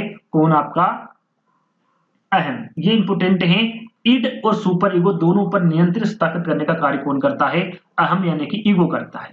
और यह हमारे व्यवहार पर नियंत्रण करता है, साथ ही हमारी इच्छाओं तथा वास्तविकताओं के बीच संतुलन बनाए रखता है। और ये सामाजिक होता है, मानवीय प्रवृत्ति होता है, मानवता का प्रतीक होता है, युवा अवस्था में सर्वाधिक होता है। ये याद रखिएगा, वास्तविक जीवन में जीते युवा अवस्था है ना, क्या करना, कैसे करना है, कैसे हमें मैनेज करना, सारी चीजें युवा अवस्था में सर्वाधिक होती है। और इसे इड या फिर इसे ही आप ईगो कहते हैं, है ना, इदम कहते हैं। इदम के बारे में बता चुका हूं, अहम कहते हैं इसे, है ना। चलिए, और ये सामाजिक होता है, मानवीय प्रवृत्ति का होता है, सब सोचने समझने की इसमें क्षमता होती है, मानवता का प्रतीक होता है, युवा अवस्था में सर्वाधिक होता है। अहम मन का मुख्य शासक होता है, अहम चेतन मन का स्वामी होता है। जैसे कि वो अचेतन मन का था, अचेतन मन का राजा था, और ये चेतन मन का स्वामी होता है आपका अहम, है ना। चलिए, अब बात करते हैं परअहम की, जिसको सुपर ईगो भी कहा जाता है। ये आपका जो वृद्धावस्था होती है उसमें ये पाया जाता है। इसमें क्या होता है, जब एक व्यक्ति की मानसिक शक्ति इतनी प्रबल हो कि उसके शरीर की हर इच्छा को नियंत्रित कर पा रहा है, यानी कि जो वो सोचता है, जहां उसे लगता है कि ये अच्छा है, ये बुरा है, उसमें अंतर कर पाता है। जैसे कि हमने अभी देखा कि भैया उदाहरण के तौर पर हमने जाना था, क्या जाना था, तीसरे में हमने क्या बताया था कि उसके मन में क्या विचार आता है कि भैया चोरी करना क्या है, पाप है, अनैतिक है। इस प्रकार के जब विचार आते हैं तो किसमें चले जाते हैं? पराहम में चले जाते हैं, जिसमें सामाजिक मान्यताएं जैसे कि पाप है ना, इस प्रकार के शब्द हमारे मन में आता है। उसके बाद अनैतिक है, संस्कार, आदर्शवादों की ये बात करता है। मानवीय, सामाजिक व राष्ट्रीय हित के व्यक्ति को त्याग व बलिदान के लिए तत्पर करता है। पराहम का विकास सबसे देर में होता है, क्योंकि ये इसमें आता है, वृद्धावस्था में आता है ना। और इसे आदर्शवादी या फिर नैतिकता का सिद्धांत भी कहते हैं। इसी के आधार पर व्यक्ति के अंदर पछतावे की भावना आती है। यदि कोई कार्य ऐसा कर लेता है तो पछतावे की भावना उसमें तुरंत उत्पन्न हो जाती है। उसको भला अच्छा बुरे की पहचान होती है और वो अच्छी अच्छी बातें करना चाहता है ना। और परम अहम देवत्व का प्रतीक है, जैसे मानवता का प्रतीक है आपका ईगो, वैसा ही अहम देवत्व का प्रतीक है आपका सुपर ईगो, है ना। फ्रायड द्वारा, जैसे कि ये आपका इडिगो, सुपर ईगो तीनों कंप्लीट हो गए। अब कुछ और चीजें इनके द्वारा बताई गई फ्रायड के द्वारा। आपका ओडिपस ग्रंथि और इलेक्ट्रा ग्रंथि के बारे में भी इनके द्वारा बताया गया है। ओडिपस ग्रंथि क्या होती है? लड़कों में ओडिपस नामक ग्रंथि विद्यमान होती है। तो जब लड़कों में ओडिपस नामक ग्रंथि विद्यमान होती है तो क्या होता है, इसके कारण लड़के अपने माता से अधिक प्रेम करते हैं। लड़के माता से अधिक प्रेम करते हैं और लड़कियां अपने पिता से अधिक प्रेम करती हैं। उसमें कौन सी ग्रंथि होती है? इलेक्ट्रा नामक ग्रंथि होती है। ग्रंथि के बारे में आपको पता होना चाहिए, लड़कियों में होती है और आपका ओडिपस ग्रंथि लड़कों में होती है। और इसके कारण ये माता से प्यार करता है लड़का, और लड़की पिता से प्यार अधिक करती दोनों से है, लेकिन जो अधिकता पाई जाती है वो आपको मैंने बता दी, लड़के माता से करते हैं और लड़कियां पिता से करती है ना। चलिए, फ्रायड ने मूल प्रवृत्ति भी बताई, जैसे कि मैकडूगल ने बताई, वैसे ही फ्रायड ने मूल प्रवृत्तियां के प्रकार बताए, 2 प्रकार बताए। जीवन मूल प्रवृत्ति जिसे इरोस कहा जाता है, मृत्यु मूल प्रवृत्ति जिसे थेनाटोस कहा जाता है। याद रखिएगा, दोनों ही इंपोर्टेंट हैं। और फ्रायड ने मन की तुलना किससे की है भैया? बर्फ से की है। ये भी इंपोर्टेंट है, याद कर लीजिएगा ना। फ्रायड ने मन की तुलना किससे की है? बर्फ से की है। साथ में लिबिडो को हम जान लेते हैं, इनके बारे में भी भैया फ्रायड ने बताया कि फ्रायड के अनुसार व्यक्ति में जन्म से प्रेम, स्नेह एवं काम भावना विद्यमान होती है, जिसे ही फ्रायड ने क्या कहा है? लिबिडो कहा है ना। जो व्यक्ति होता है उसमें जन्म से क्या होती? प्रेम होती, स्नेह एवं काम की भावना होती है, विद्यमान होती है उसके अंदर, है ना। तो इसे ही क्या कहा फ्रायड ने? लिबिडो कहा है। नवजात शिशु में भी काम भावना विद्यमान होती है, जिसे फ्रायड ने क्या कहा है? शैशव कामुकता कहा है। यदि यहाँ पर व्यक्ति के बारे में ना पूछते हुए नवजात शिशु के बारे में पूछे तो उसे क्या कहा है, शायर ने शैशव कामुकता कहा है। ये आपको ध्यान में रखना है। अब बात करते हैं भैया शील गुण की। शील गुण सिद्धांत है ना, ये इंपॉर्टेंट है, ये भी आपका आईएमपी है, इसको भी हम एक एक करके समझाएंगे। तो व्यक्ति की व्यवहार में प्रकट होने वाला गुण शील गुण होता है ना।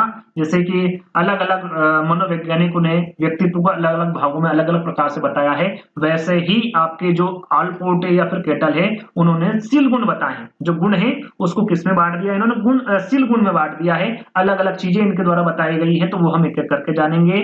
शील गुण का सिद्धांत जो दिया है वो आलपोर्ट व केटल द्वारा दिया गया है। किसके द्वारा? आलपोर्ट व केटल। आलपोर्ट के शिष्य थे केटल, इनके बारे में हम आगे जानेंगे।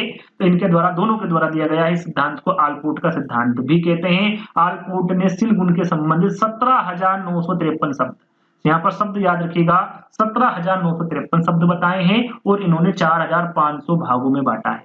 कितने भागों में बांटा है? 4,500 भागों में बांटा है ना। और बाद में इस सिद्धांत को किसने बढ़ाया आगे? केटल ने बढ़ाया। किसने? केटल ने। यहाँ पर हम सीधा सीधा जाने, जो मुख्य रूप बताए हैं आलपोर्ट ने शील गुण के, वो दो भागों में बांटा। कितने भागों में? सॉरी, आलपोर्ट ने शील गुण के मुख्य दो भाग बताए। एक तो बताया सामान्य शील गुण और दूसरा बताया व्यक्तिगत शील गुण। अब इसमें व्यक्तिगत शील गुण के भी इनके द्वारा प्रकार बताए गए हैं, वो भी आपको पता होना चाहिए।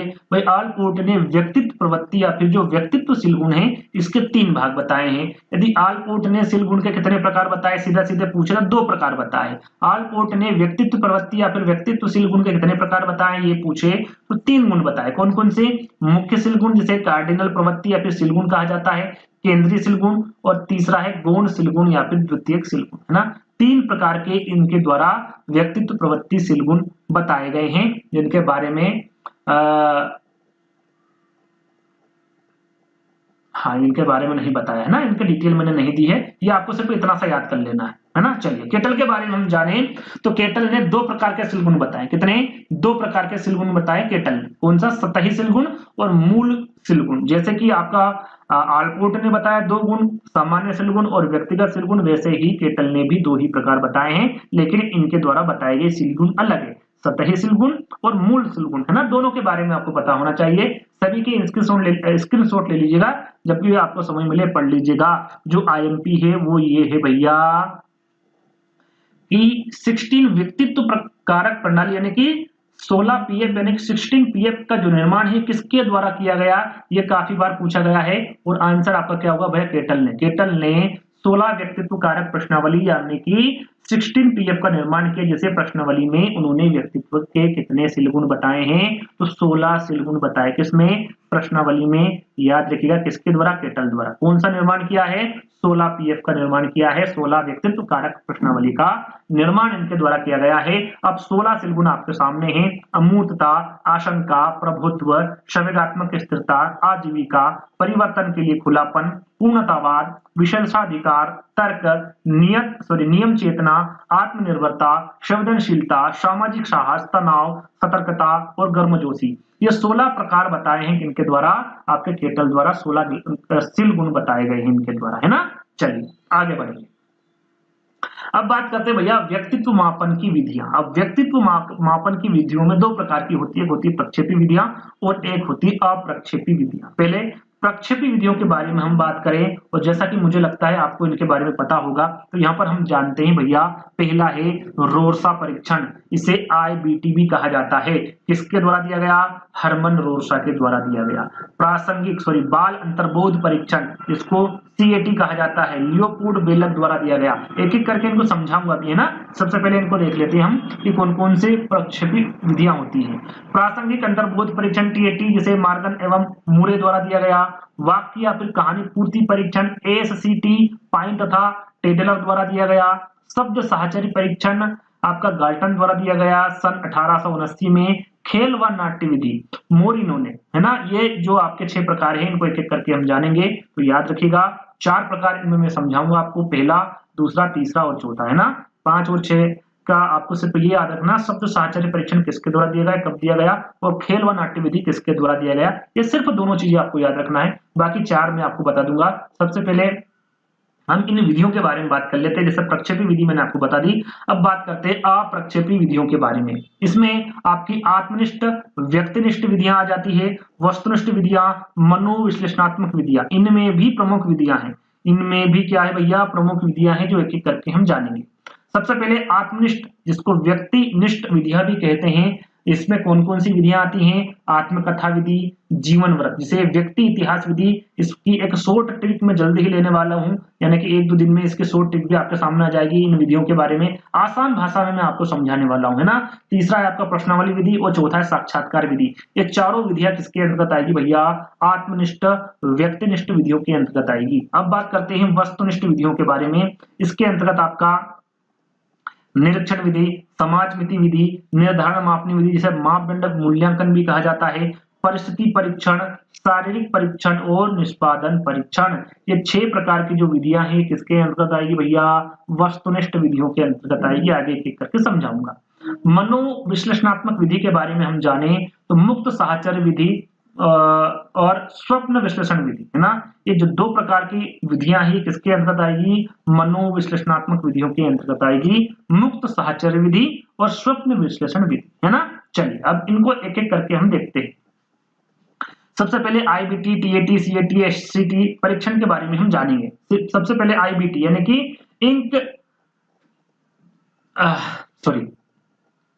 इंक बोर्ड टेस्ट, यानी कि रोसा स्याही धब्बा परीक्षण, है ना।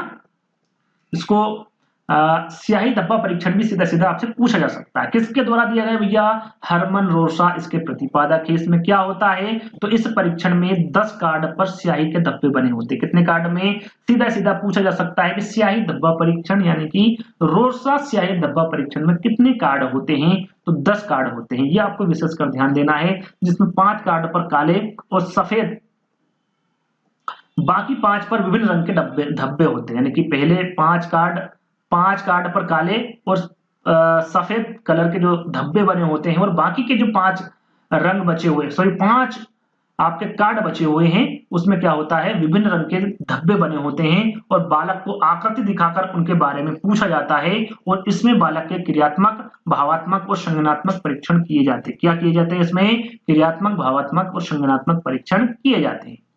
अब बात करते हैं सीएटी, है ना, बाल अंतर्बोध परीक्षण। इसके प्रतिपादक कौन है? लियोपोल्ड बेलक। कब किया था? 1948 में इसका प्रतिपादन किया था। विकास में योगदान किसका था? डॉक्टर अर्नेस्ट क्रिस का। यदि पूछे कि भैया बाल अंतर्बोध परीक्षण में विकास में किसने योगदान दिया? लियोपोल्ड बेलक का, तो डॉक्टर अर्नेस्ट क्रिस के द्वारा। इसमें भी कार्ड की संख्या कितनी होती है? 10 होती है। कितनी होती है? जो स्याही धब्बे वाला जो परीक्षण था उसमें भी 10 कार्ड थे, इसमें भी 10 ही कार्ड हैं। और इस परीक्षण में 10 कार्डों पे, जैसे वहां पर धब्बे बने हुए थे 10 कार्डों पे, यहाँ पर जानवरों के चित्र बने हुए हैं 10 कार्डों पे। बालक को चित्र दिखाकर कहानी लिखने को लिए कहते हैं। कोई सा भी एक चित्र दिखा देते हैं, चाहे शेर हो, कोई सा भी जानवर हो, और उस पर कहानी लिखने को कहा जाता है। वो परीक्षण होता है बाल अंतर्बोध परीक्षण, है ना। और इस परीक्षण में 3 से 11 वर्ष के बच्चों को लिया जाता है। कितने? 3 से 11 वर्ष के, ये याद रखिएगा, है ना। यहाँ परीक्षण 3 से 11 वर्ष के लिए बच्चों के लिए होता है। अब बात करते हैं प्रासंगिक अंतर्बोध परीक्षण के बारे में। प्रतिपादक होंगे मार्गन एवं मूरे। कौन होंगे? मार्गन एवं मूरे होंगे। और कब दिया था यदि सन पूछे तो आपके सामने है 1935, है ना। इन्होंने कार्ड के सारे व्यक्तित्व का परीक्षण किया। जैसा कि अभी तक हम जान रहे हैं कि भाई व्यक्तित्व का परीक्षण अभी तक कार्ड के माध्यम से किया गया है। जैसे कि हमने जाना 2 परीक्षण हमने आपको बताए थे, दोनों में कार्ड की संख्या कितनी थी? 10 थी। लेकिन यहाँ पर संख्या बदल दी गई है। प्रासंगिक अंतर्बोध परीक्षण में कार्डों की संख्या कितनी है? 30 + 1, यानी जो एक कार्ड एक खाली होगा, आगे हम इस पर चर्चा करेंगे। टोटल पूछे तो कितना होगा आपका? 31 होगा, है ना। कितना होगा? 31 होगा। इस परीक्षण में 10 कार्ड पर पुरुषों से संबंधित होते 10 कार्ड, और 10 कार्ड जो होते हैं वो महिला से संबंधित होते हैं, और 10 कार्ड दोनों से, है ना। 10, 20, 30 हो गए। और एक कार्ड जो होता है वो खाली होता है, इसलिए इसको 30 + 1 लिखा जाता है। टोटल 31 होते हैं। और इसमें बालकों को चित्र दिखाकर कहानी लिखने को कहा जाता है। कम से कम 10 कार्ड पर कहानी लिखवाई जाती है। कितने कार्ड पर? 10 कार्ड पर। और इसका जो प्रयोग है ये 14 वर्ष से अधिक बालकों पर होता है। और टीएटी का भारतीयकरण किसके द्वारा किया गया था? ये भी पूछा जाता है, तो याद रखिएगा उमा चौधरी के द्वारा किया जाता है ना, किया गया था, सॉरी। अब बात करते हैं वाक्य या फिर कहानी परीक्षण, कहानी पूर्ति परीक्षण, एससीटी। इसका निर्माण जो किया भैया पाइन तथा टेडलर ने किया था। कब किया था? 1930 में। यहाँ पर निर्माणकारी कौन है इनके बारे में आपको पता होना चाहिए। इसमें क्या होता है, तो इस विधि द्वारा कुछ अधूरे अक्षरों को पूरा करने को कहा जाता है। जैसे कि आपको दे दिया कि मेरे दादाजी का नाम क्या है, और यहाँ पर रिक्त स्थान दे दिया है ना। जो ये रिक्त स्थान की पूर्ति करने वाला जो परीक्षण होगा वो आपका वाक्य या फिर कहानी पूर्ति परीक्षण होगा। और भारत में याद रखिएगा इस प्रकार का जो परीक्षण का जो निर्माण किया गया था, यह विश्वनाथ मुखर्जी द्वारा किया गया था। भारत में पूछे तो विश्वनाथ मुखर्जी, और यहाँ पर सीधा सीधा पूछे तो पाइन तथा टेडलर आपका करेक्ट आंसर होगा, है ना। अब यहाँ पर आत्मनिष्ठ व्यक्तिनिष्ठ विधियों के बारे में हम बात करें तो 4 विधियां मैंने आपको बताई थी। अंतःदर्शन विधि, प्रश्नावली विधि, व्यक्ति इतिहास विधि और साक्षात्कार विधि। एक एक करके इनके बारे में देखेंगे भैया। अंतःदर्शन विधि जिसे आत्मकथा लेखन विधि भी कहते हैं, आत्मनिरीक्षण विधि भी कहते हैं, याद रखिएगा इसे अंतःदर्शन विधि भी कहते हैं। अंतर्दर्शन विधि, आत्मकथा लेखन विधि और आत्मनिरीक्षण विधि, तीनों में से एक आ जाए तो आपको कंफ्यूज नहीं होना है। यहाँ एक व्यक्ति के द्वारा उनकी स्वयं की क्रियाओं का अध्ययन करना ही अंतर्दर्शन कहलाता है। अंतःदर्शन यानी कि स्वयं की क्रियाओं का अध्ययन किसमें किया जाता है? अंतःदर्शन विधि में या फिर आत्मकथा, है ना। यह आपको ध्यान रखना है। अंतर्दर्शन विधि को प्राचीनतम विधि भी कहा जाता है। और इसके जन्मदाता के बारे में पूछे तो याद रखिएगा इंपोर्टेंट है, विलियम उंट इसके जन्मदाता है। अंतःदर्शन विधि, आत्मकथा लेखन विधि, है ना। चलिए प्रश्नावली की हम बात करें तो प्रश्नावली विधि को परिसूची विधि भी कहा जाता है। क्या कहा जाता है? परिसूची विधि भी कहा जाता है। और ये प्रश्नों के समूह को प्रश्नावली कहते हैं। प्रश्नों का जो समूह होता है, सरल सी बात है, उसे क्या कहा जाता है? प्रश्नावली कहा जाता है। और इस विधि को कागज पेंसिल विधि भी कहते हैं। कौन सी विधि है? जैसे कागज पेंसिल विधि कहते हैं तो आपको पता होना चाहिए वो विधि प्रश्नावली विधि है ना, क्योंकि प्रश्नावली विधि साक्षात्कार का औपचारिक एवं लिखित रूप है। इसे लिखित रूप में लिया जाता है, प्रश्नावली विधि होती है ना। और प्रश्नावली के भी प्रकार होते हैं। कितने प्रकार बताएं भैया? 4 प्रकार बताए हैं। बंद प्रश्नावली जिसे प्रतिबंधित प्रश्नावली कहते हैं, खुली प्रश्नावली, सचित्र प्रश्नावली और मिश्रित प्रश्नावली। ये 4 प्रकार होते हैं प्रश्नावली के। बंद प्रश्नावली में क्या होता है? इस प्रश्नावली में जो उत्तर होता है वो हाँ या फिर ना में देना होता है। बस हाँ और ना बोला जाता है, चाहे तो हाँ करिए या फिर ना करिए। इस प्रकार की जो प्रश्नावली किसके अंतर्गत आएगी भैया? बंद प्रश्नावली के। खुली प्रश्नावली में क्या होता है? इस प्रश्नावली में उत्तर लिखने की छूट होती है, आप किसी भी प्रकार से प्रश्न लिखो, है ना। सचित्र प्रश्नावली में, इस प्रश्नावली में प्रश्न के उत्तर से संबंधित चित्र होते हैं, यानी कि चित्र आपको दे दिए जाते हैं और आपको उत्तर लिखना होता है। मिश्रित प्रश्नावली में, इस प्रश्नावली में उपयुक्त तीनों प्रकार के प्रश्नों का मिश्रण होता है। किसी भी प्रकार से प्रश्न आपसे पूछे जा सकते हैं। ये 4 प्रकार की होती प्रश्नावली, याद रखिएगा, है ना।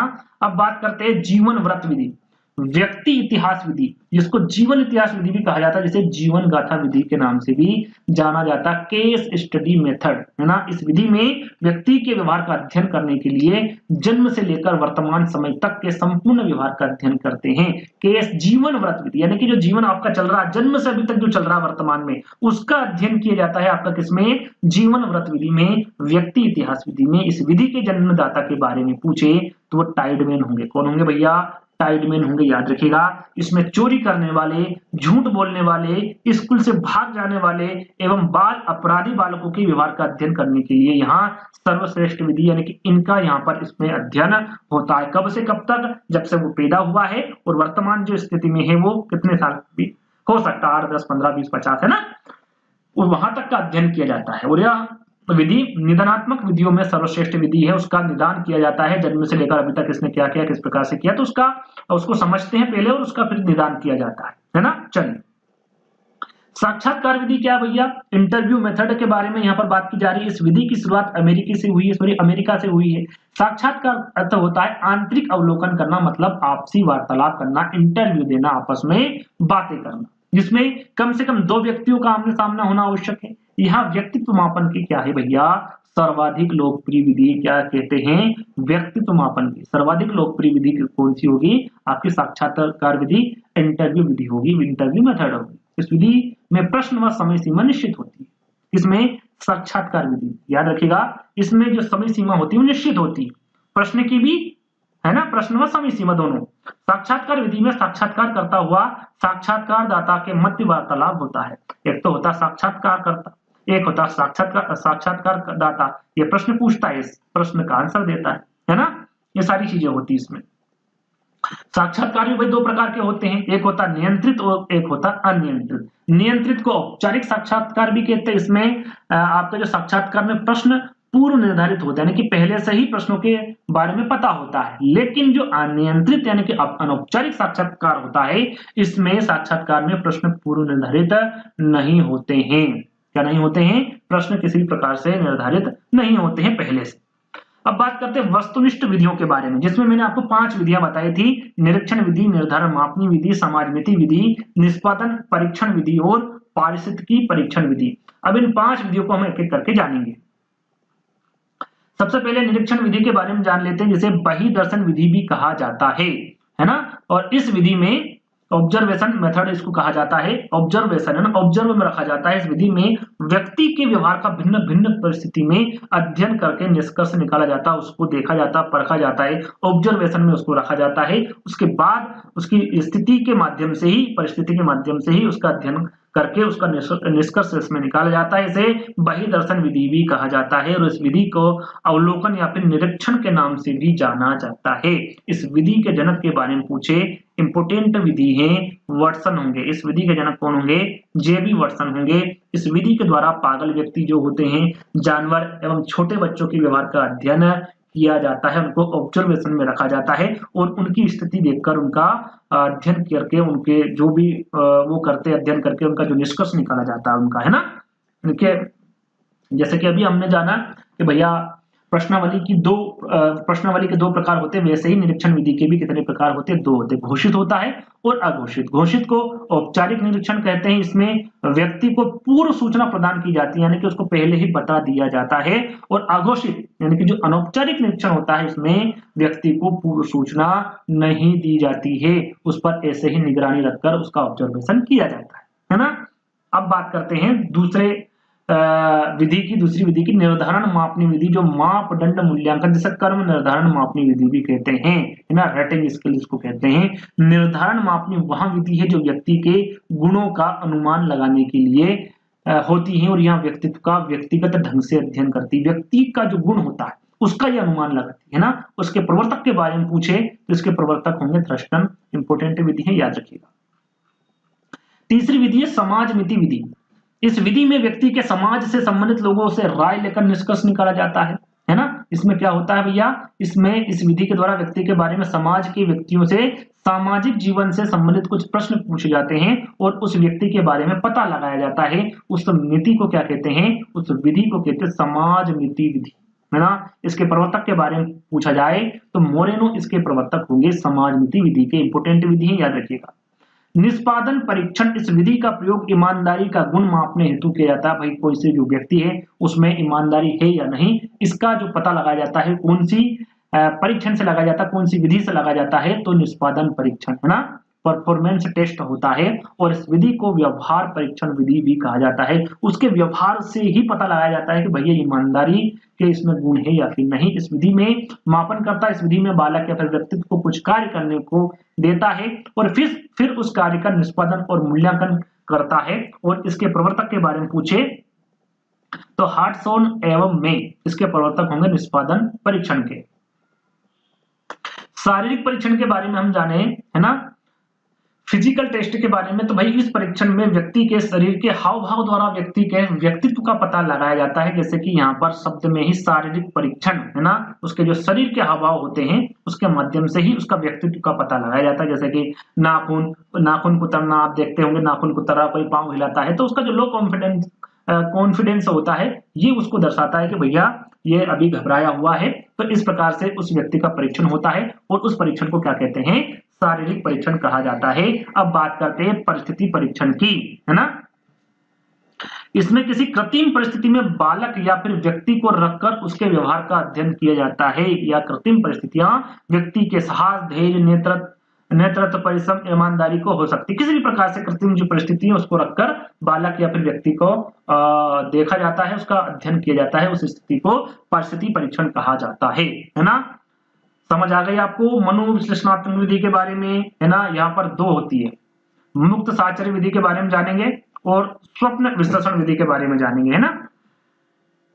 सॉरी, मुक्त साहचर्य परीक्षण, इस विधि का प्रयोग मानसिक रोगियों हेतु किया जाता है। जो मुक्त साहचर्य परीक्षण है इसमें क्या होता है, मानसिक रोगियों हेतु ये परीक्षण होता है।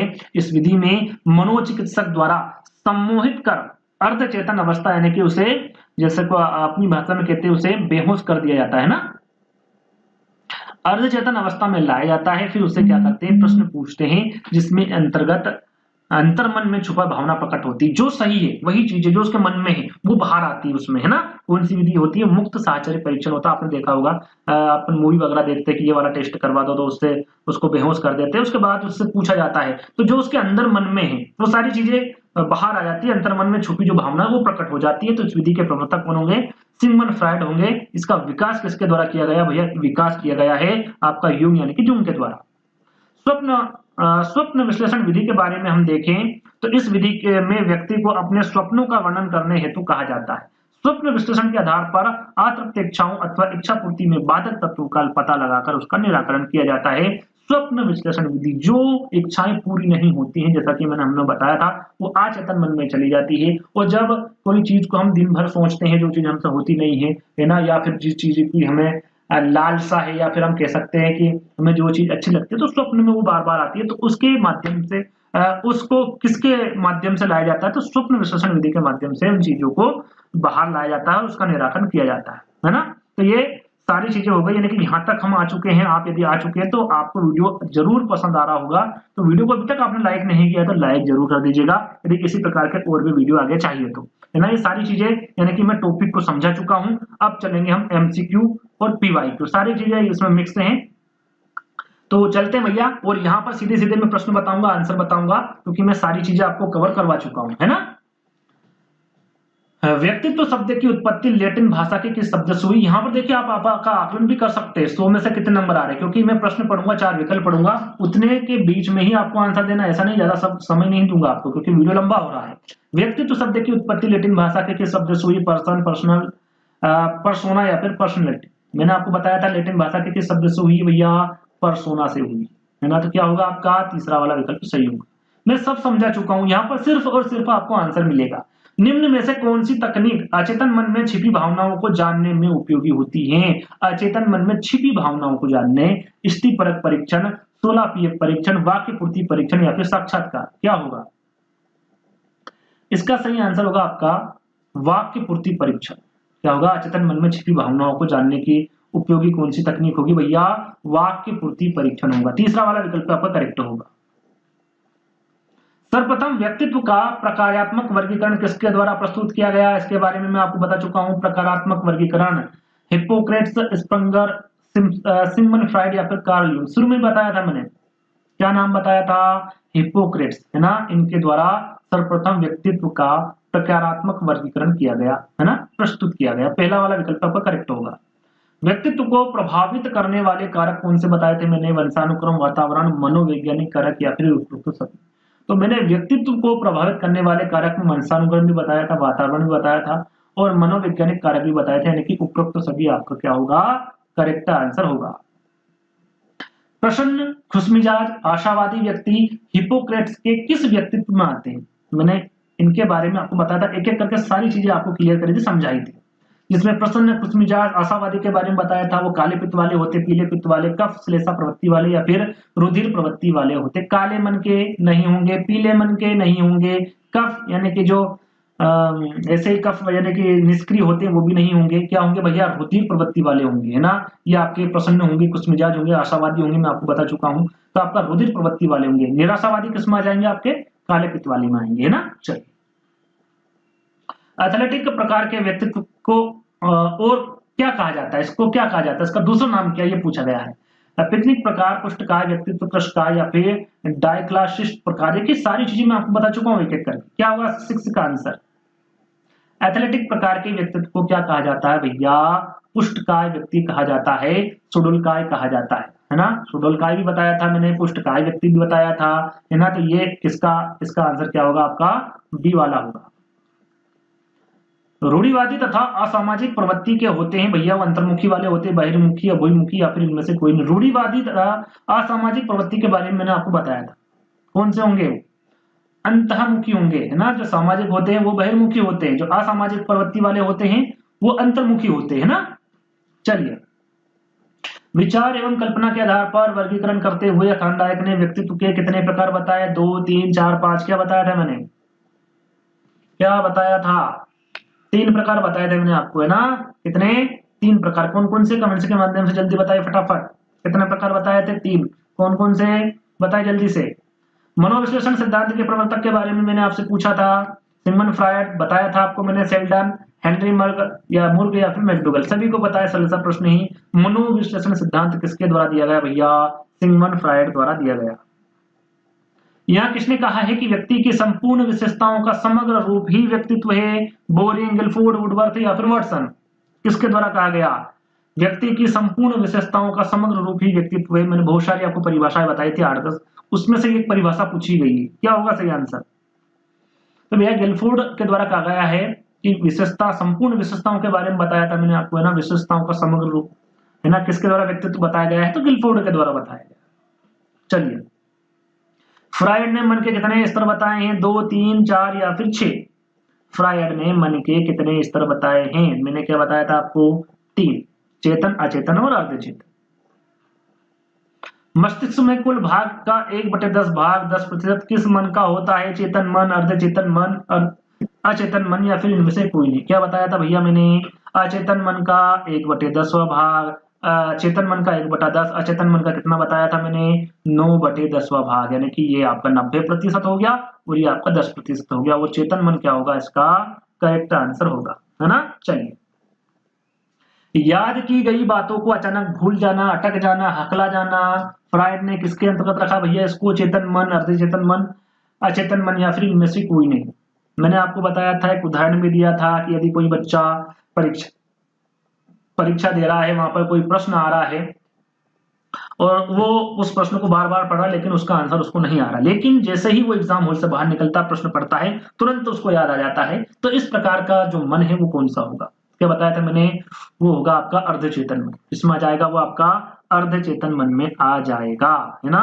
चलिए, एक लड़का बाजार में फलों की दुकान, देखिए यहाँ पर मैं तीनों आपके लिए जो उदाहरण बताए थे वो तीनों उदाहरण एक एक करके पूछूंगा, आंसर आपको देना फटाफट। एक लड़का बाजार में फलों की दुकान के पास खड़ा था। लड़के को भूख लगी थी किंतु जेब में उसके पैसे नहीं होने से उसका मन दुकान से केले चुरा कर खाने का खो रहा था। यानी कि ये विचार उसके मन में आ रहा था।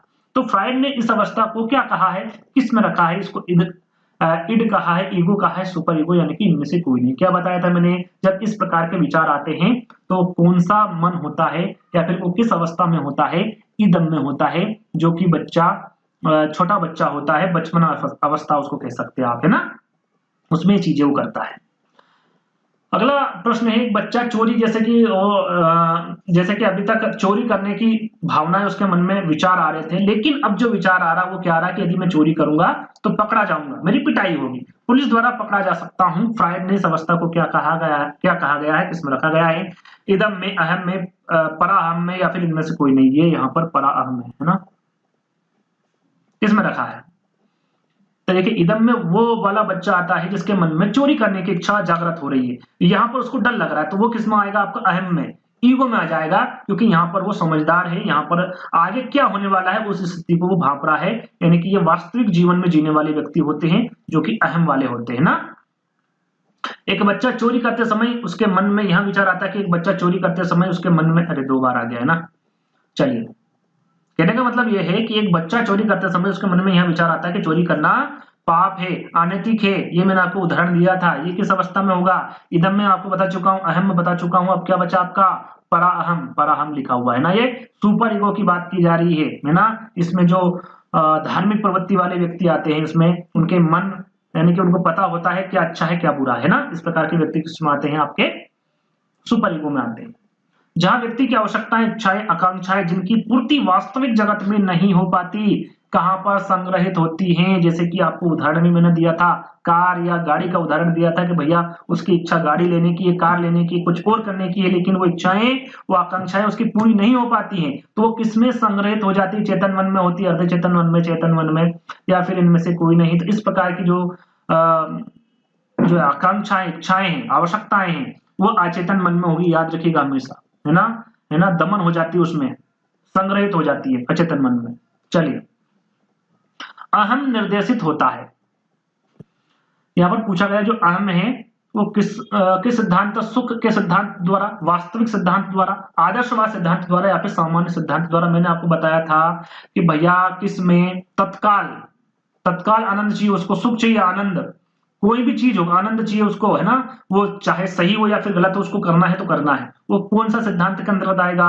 सुख के सिद्धांत में, है ना। अहम सुख सिद्धांत सुख के सिद्धांत के अंतर्गत आएगा, या फिर सुख के सिद्धांत पर आधारित होता है अहम। वास्तविक आपका ईगो आ जाएगा, आदर्शवादी में आपका सुपर ईगो आ जाएगा। ये तीनों चीजें मैं आपको बता चुका हूं। फ्रॉइड के अनुशंसित व्यक्ति के बनावट के अनुसार निम्न में से कौन मूलभूत तीव्र इच्छा में उठने के साथ ही तुरंत तथा अनैच्छिक रूप से सभी नियम तथा जीवन की सत्यता तथा नैतिकता की अवहेलना करते हुए संतुष्ट करता है, यानी कि वो भला बुरा यहाँ पर किसी प्रकार से उसे कोई मतलब नहीं है। सीधा सीधा प्रश्न ये पूछा गया है। आई होप आपको प्रश्न समझ में आ गया होगा। आंसर भी आप दे सकते हैं, पराहम, इदम, अहम तथा पराहम दोनों, या फिर अहम, इड, ईगो, सुपर ईगो, यानी कि इन चारों में से क्या सही होगा, जल्दी से बताइए। मैंने क्या बताया था आपको? इड के बारे में बताया था, यानी कि इड के बारे में बताया था। इसमें इसके बारे में सारी जानकारी मैं आपको दे चुका हूं। इसको कोई मतलब नहीं है, उचित अनुचित का कोई मतलब नहीं है, इसे सिर्फ संतुष्ट होना है, वो किसी प्रकार से हो, है ना। लेकिन सबसे बुरा व्यक्ति होता है ये मान के चलिए आप, है ना। अंतर्मुखी व्यक्तित्व की विशेषता यहाँ पर पूछी गई। अंतर्मुखी बहिर्मुखी दोनों की विशेषता मैं आपको बता चुका हूं। यहाँ पर आंसर क्या होगा? संदेही, संकालु स्वभाव तथा एकांत प्रिय होता बिल्कुल होता है आपका अंतर्मुखी। दूसरों के साथ हंसी मजाक में भाग लेना पसंद इसे नहीं होता है। कम बोलने वाला, लज्जाशील होता है। ये सारी की सारी विशेषता किसकी भैया? अंतर्मुखी व्यक्तित्व की विशेषता है। तो उपरोक्त तो सभी यहाँ पर करेक्ट होगा। यदि हम इसका उल्टा कर ले तो वो किसकी विशेषता हो जाएगी? वो बहिर्मुखी की हो जाएगी, है ना। आगे उसका भी प्रश्न आएगा। आगे हम बात करें तो मनोविश्लेषण का मानना है कि एक प्राथमिक साधन है जिसके द्वारा ईगो इड पर आंछत रखता है। ये क्या कहलाता है? सुपर ईगो, द्वंद्व, आमोद सिद्धांत या फिर दबाव। इस प्रकार क्या कहलाता है भैया? जिसके द्वारा ईगो, जो ईगो है वो इड पर हावी हो जाता है, आंछत रखता है, सॉरी क्या रखता है? आंछत रखता है। तो क्या होता है? तो वो दबाव होता है। क्या होता है भैया? वो दबाव हो जाएगा। डी वाला विकल्प आपका करेक्ट होगा। फ्रायड ने सबसे अधिक बल किस मूल प्रवृत्ति पर दिया है? इसके बारे में आपको बता चुका हूं। काम प्रवृत्ति, रचना प्रवृत्ति, संचय या फिर समूह। तो ना तो रचना, ना समूह, ना संचय। क्या बताया था मैंने? फ्रायड ने सबसे अधिक बल किस पे दिया है? काम प्रवृत्ति पर दिया है। अंतर्मुखी बहिर्मुखी व्यक्तित्व का लक्षण निम्न के द्वारा प्रस्तावित है, यानी कि किसने अंतर्मुखी और बहिर्मुखी के प्रकार बताए? सीधा सीधा पूछा गया व्यक्तित्व के ना। हंस आइजैक ने, गार्डन अल्पोर्ट ने, केटल ने या फिर कार्ल रॉजर्स ने। तो यहाँ पर आपने देखा होगा भैया अंतर्मुखी और बहिर्मुखी के बारे में तो युंग ने भी बताया या फिर जुंग ने भी बताया है। अब आंसर क्या होगा? तो यहाँ पर देखिए युंग या फिर जुंग नहीं दे रखा है। साथ में आइजैक के द्वारा भी बताया गया है अंतर्मुखी बहिर्मुखी चार प्रकार मैंने आपको बताए थे। आइजैक ने चार प्रकार बताए जिसमें अंतर्मुखी और बहिर्मुखी भी बताया था। जुंग ने दो प्रकार बताए, लेकिन यहाँ पर जुंग विकल्प में नहीं है। आंसर क्या होगा आपका? यहाँ पर आइजैक बिल्कुल करेक्ट आंसर होगा, है ना। चलिए आगे बढ़ेंगे। आलपोर्ट के अनुसार व्यक्तित्व की संरचना की मूल इकाई क्या है? यहाँ पर देखिए मूल इकाई पूछी गई है।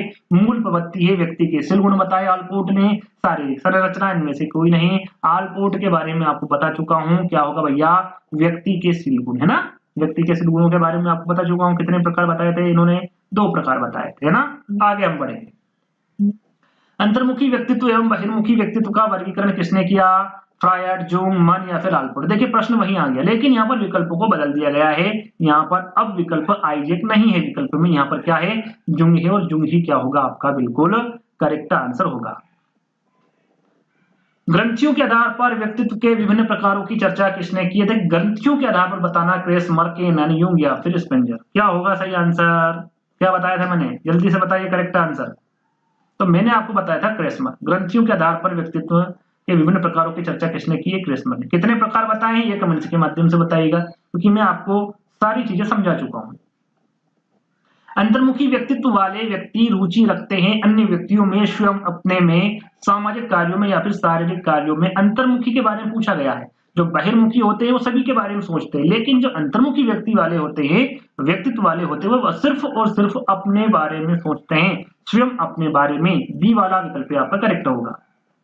व्यक्तित्व सीखने योग्य व्यवहारों का आदर्श संग्रह है। यह कथन किसका है भैया? स्किनर, पियाजे, ब्रूनर या फिर जूम। ये कथन किसके द्वारा कहा गया है? व्यक्तित्व सीखने योग्य व्यवहारों का आदर्श संग्रह है। तो ये जो कथन होगा आपका स्किनर के द्वारा दिया गया कथन है। किसके द्वारा? स्किनर। व्यक्ति इतिहास विधि के बारे में मैंने केस हिस्ट्री के बारे में बताया था आपको, किसके द्वारा प्रतिपादित किया गया? पाइन व टेडलर, टाइडमेन, विलियम वुंट या फिर टिचनर। बताइए क्या होगा सही आंसर? व्यक्ति इतिहास विधि के बारे में आपको बताया था, क्या बताया था? टाइडमेन, है ना। बी वाला विकल्प क्या होगा आपका? करेक्ट होगा। चलिए अगला प्रश्न। केटल द्वारा विश्लेषित किए गए व्यक्तित्वशील गुणों की संख्या कितनी बताई थी? वह केटल ने 13, 15, 16 या फिर 14। मैंने जितने भी शील गुण बताए हैं उनके बारे में बताया। कितनी बताई थी भैया? 16। और 16 शील गुणों के बारे में आपको बता चुका हूं। तो तीसरा वाला विकल्प आपका करेक्ट होगा। अचेतन मन का अध्ययन किया जाता है, किसके द्वारा किया जाता है भैया? कौन सी विधि में किया जाता है? मनोविश्लेषण विधियों द्वारा, अवलोकन द्वारा, साक्षात्कार द्वारा या फिर आत्मकथा द्वारा। तो अचेतन मन की जहां पर बात की जाती है तो याद रखिएगा ये मनोविश्लेषण विधियों द्वारा किया जाता है अचेतन मन का अध्ययन, है ना। तो पहला वाला विकल्प आपका करेक्ट होगा। मुरे ने एक परीक्षण की रचना करके इतिहास रच दिया, वहां किया है भाई? सीधा सीधा पूछा गया कि मुरे ने कौन से परीक्षण की रचना की है? स्याही धब्बा परीक्षण, वाक्य पूर्ति परीक्षण, मूल्यांकन परीक्षण और विषय आत्मबोध परीक्षण। तो याद रखिएगा इसका सही आंसर होगा आपका विषय आत्मबोध परीक्षण की रचना की है मुरे ने, है ना। तो डी वाला विकल्प आपका करेक्ट होगा। स्याही धब्बा परीक्षण में कुल कार्ड की संख्या में आपको बता चुका हूं 10, 32, 31 या फिर 20। क्या होगा? क्या बताया था मैंने? स्याही धब्बा परीक्षण में कुल कार्ड की संख्या कितनी होगी भैया? 10 होगी, है ना। आगे बढ़ेंगे। वह अभ्यास के आधार पर व्यक्तित्व का वर्णन कहा जाता है गहन दृष्टिकोण, मानवीय दृष्टिकोण, सतही दृष्टिकोण या फिर प्रक्षणात्मक दृष्टिकोण। क्या होगा? तो वह आभास के आधार पर व्यक्तित्व का जो वर्णन कहा जाता है याद रखिएगा वो सतही दृष्टिकोण कहा जाएगा। क्या कहा जाएगा? सतही दृष्टिकोण। तीसरा वाला विकल्प आपका करेक्ट होगा। व्यक्तित्व के विभिन्न आयामों में से कौन सा नहीं है? शारीरिक एवं मानसिक आयाम, सामाजिक आयाम, संवेगात्मक आयाम या फिर भौतिक आयाम।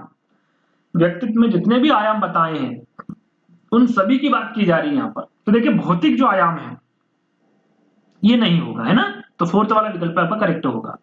जिन इच्छाओं की पूर्ति नहीं होती तो उसका भंडार ग्रह निम्न में से कौन सा होगा? देखिए इसके बारे में आपको बता चुका हूं। यहां पर हम देखेंगे तो हमने आपको बताया था अचेतन। क्या बताया था? अचेतन मन। इसमें क्या होता है? इच्छाओं की पूर्ति जो नहीं होती उसका भंडार ग्रह किसमें होता है? अचेतन मन में होता है। लेकिन विकल्प में है नहीं, इदम है, परम है, मैं अहम है या फिर इदम एवं अहम है। अब क्या लगाए? तो मैंने आपको बताया था कि अचेतन मन का राजा कौन होता है भैया? क्या बताया था मैंने आपको? अचेतन मन का राजा कौन होता है? तो वो होता इदम। बताया था मैंने आपको। तो यहाँ पर क्या सही होगा भैया? इदम आपका करेक्ट आंसर होगा। जिन इच्छाओं की पूर्ति नहीं होती है उसका भंडार ग्रह किसमें होता है? इदम में होता है। निम्नलिखित में से वाक्य कहानी पूर्ति परीक्षण का प्रतिपादन किसने किया था? रोर्सक ने, मॉर्गन व मूरे ने, रोर्सा भी बोलते, रोर्सक भी बोलते हैं ना, लियोपोल्ड बेलक ने, पाइन व टेडलर ने। क्या होगा? वाक्य कहानी पूर्ति परीक्षण के बारे में बताया था मैंने आपको, किसके द्वारा दिया गया? तो पाइन व टेडलर के द्वारा दिया गया, है ना। आगे बढ़ेंगे। अंतर्मुखी व्यक्ति की फिर यहाँ पर विशेषता पूछी गई है और यहाँ पर प्रश्न बदल दिए गए, सॉरी विकल्प बदल दिए गए हैं। अब क्या होगा सही आंसर? और ये यदि आप ध्यान रखेंगे तो जो प्रश्न मैंने इसके पहले पूछा था उसी में से एक विकल्प रखा है और वही यहाँ पर आंसर है। क्या होगा? संदेह, संकल्प तथा एकांत प्रिय रहने वाले, दूसरों के साथ हंसी मजाक करने वाले, ये आपका बहिर्मुखी वाले हो जाएंगे, है ना। समूह का नेतृत्व करने वाले ये भी बहिर्मुखी वाले हो जाएंगे। दूसरों को अपने अनुकूल बनाने की क्षमता ये भी आपके बहिर्मुखी। संदेह, संकल्प तथा एकांत प्रिय रहने वाले जो व्यक्ति होते हैं ये अंतर्मुखी व्यक्तित्व वाले होते हैं और यही इसकी विशेषता है। पहला वाला विकल्प आपका करेक्ट होगा। निम्नलिखित में से 16 पीएफ प्रश्नावली के प्रतिपादक कौन होंगे? केटल, ऑलपोर्ट, युंग या फिर हेज आइजेंक, है ना। और 16 पीएफ के बारे में आपको बता चुका हूं। क्या होगा भैया करेक्ट आंसर? आरबी केटल द्वारा 16 पीएफ प्रश्नावली के प्रतिपादक ये होंगे आरबी केटल। व्यक्तित्व एवं बुद्धि के वंशानुक्रम की नाम मात्र की भूमिका होती है महत्वपूर्ण भूमिका, अपूर्वानुमान होते या फिर आकर्षक भूमिका होती है। व्यक्तित्व एवं बुद्धि में वंशानुक्रम की क्या भूमिका होती है ये पूछा गया है। तो याद रखिएगा महत्वपूर्ण भूमिका होती है। कैसी? महत्वपूर्ण। निम्नलिखित में से व्यक्तित्व की एक आत्मनिष्ठ विधि के बारे में मैंने आपको बताया था। आत्मनिष्ठ विधि, वस्तुनिष्ठ विधियां, मनोविश्लेषणात्मक विधियां, सारी पक्षी विधियां, सभी के बारे में आपको बता चुका हूं। यहाँ पर आत्मनिष्ठ विधि कौन सी विधि होगी? निरीक्षण विधि, आत्म साक्षात्कार साक्षात्कार विधि, समाजमिति विधि या फिर क्रम निर्धारण मापनी। तो यहाँ पर देखिए मैं आपको क्या बताया था भैया, निरीक्षण विधि, समाजमिति विधि और क्रम निर्धारण विधि किसके अंतर्गत आएगी? वस्तुनिष्ठ विधियों के अंतर्गत आएगी। आपकी साक्षात्कार विधि क्या है? आत्मनिष्ठ विधि है और यही आपका सही आंसर होगा। आत्मनिष्ठ विधि कह लीजिए, आत्मकथा आत्मनिष्ठ विधि कह लीजिए या फिर व्यक्तिनिष्ठ विधि कह लीजिए। इसके अंतर्गत आत्मकथा विधि, प्रश्नावली विधि, जीवन व्रत जिसे व्यक्ति इतिहास विधि और साक्षात्कार विधि, ये सारी विधियां किसके अंतर्गत आएगी? आपकी आत्मनिष्ठ विधि के अंतर्गत आएगी। आंसर क्या होगा आपका? बी वाला होगा। मात्रात्मक व्यक्तिगत क्षमता रूपी प्रक्रिया को क्या कहा जाता है? विकास, वृद्धि, संतुलन या फिर परिपक्वता, क्या कहा जाता है? मात्रात्मक व्यक्तित्व क्षमता रूपी को क्या कहा जाएगा भैया? वृद्धि कहा जाएगा, है ना। बी वाला विकल्प आपका करेक्ट होगा। अगला प्रश्न, क्रेचमर ने व्यक्तित्व का वर्गीकरण किस आधार पर किया है? मानसिक स्वास्थ्य पर नहीं किया, मानसिक शक्तियों पर, उपयुक्त सभी नहीं, शारीरिक रचना के आधार पर किया। किस पे? शारीरिक रचना के आधार पर किया है। टीएटी परीक्षण का निर्माण किसने किया? बी ने, मॉर्गन व मूरी ने, थॉर्नडाइक ने या फिर स्किनर ने। टीएटी परीक्षण काफी इंपोर्टेंट प्रश्न है। क्या बताया था हमने टीएटी परीक्षण के बारे में? मॉर्गन व मूरी के द्वारा किया गया, है ना। बी वाला विकल्प आपका करेक्ट होगा। बहिर्मुखी विद्यार्थी अंतर्मुखी विद्यार्थी से किस विशेषता के आधार पर अलग होते हैं? बहिर्मुखी विद्यार्थी के बारे में पूछा गया है। बहिर्मुखी विद्यार्थी जो है ये अंतर्मुखी विद्यार्थी से किस विशेषता के आधार पर अलग होते हैं? ये आपको बताना है। मजबूत भावनाएं, पसंदगी एवं नापसंदगी, मन ही मन परेशान होने की अपेक्षा अपनी भावनाओं को अभिव्यक्त करता है, अपने बौद्धिक कार्यों में डूबा रहता है या फिर बोलने की अपेक्षा लिखने में बेहतर है। जैसे कि अंतर्मुखी विद्यार्थी अपने परेशानी किसी को नहीं बताता है, वैसे जो बहिर्मुखी व्यक्तित्व होता है वो मन ही मन परेशान होने की अपेक्षा क्या करता है? अपनी भावनाओं को अभिव्यक्त करता है। बी वाला विकल्प क्या होगा आपका? करेक्ट होगा, है ना। चलिए, व्यक्तिक भिन्नता का क्या अर्थ है? यहाँ पर व्यक्तिक भिन्नता का अर्थ पूछा गया है, क्या होगा? दो व्यक्तियों में शारीरिक भिन्नता होना। नहीं भैया, कोई दो व्यक्ति शारीरिक, मानसिक योग्यता और संवेगात्मक दशा में समान और एक जैसे नहीं होते। बिल्कुल व्यक्तिक भिन्नता का अर्थ होता है। तो बी वाला विकल्प क्या होगा? करेक्ट होगा। अगला प्रश्न, व्यक्तित्व को उसके सामाजिक व्यवहार के आधार पर अंतर्मुखी वर्गों में विभाजित करने वाले मनोवैज्ञानिक कौन है? केटल, यूंग, आल्पोर्ट या फिर ब्रूनर, क्या होगा सही आंसर? सामाजिक व्यवहार के आधार पर अंतर्मुखी वर्गों में विभाजित करने वाले मनोवैज्ञानिक के बारे में आपको बताना है। यहाँ पर यदि आपको ये सारी चीजें नहीं आती है, आपने ये देख लिया कि भाई अंतर्मुखी वर्ग लिखा हुआ है, तो जुंग होगा। करेक्ट आंसर क्या होगा? जुंग होगा, है ना। चलिए, छात्र के असामान्य व्यवहार के अध्ययन के लिए निम्नलिखित में से किस प्रणाली का उपयोग सही है? अंतर्दर्शन प्रणाली का, व्यक्ति इतिहास प्रणाली का, समाजमिति प्रणाली का या फिर विकासात्मक प्रणाली? असामान्य व्यवहार क्या बताया था मैंने? जन्म से लेकर वर्तमान तक जो अध्ययन किया जाता है वो किसमें किया जाता है? व्यक्ति इतिहास प्रणाली में। उसी में ही छात्र के असामान्य व्यवहारों का अध्ययन किया जाता है ना। तो बी वाला विकल्प आपका क्या होगा? करेक्ट होगा।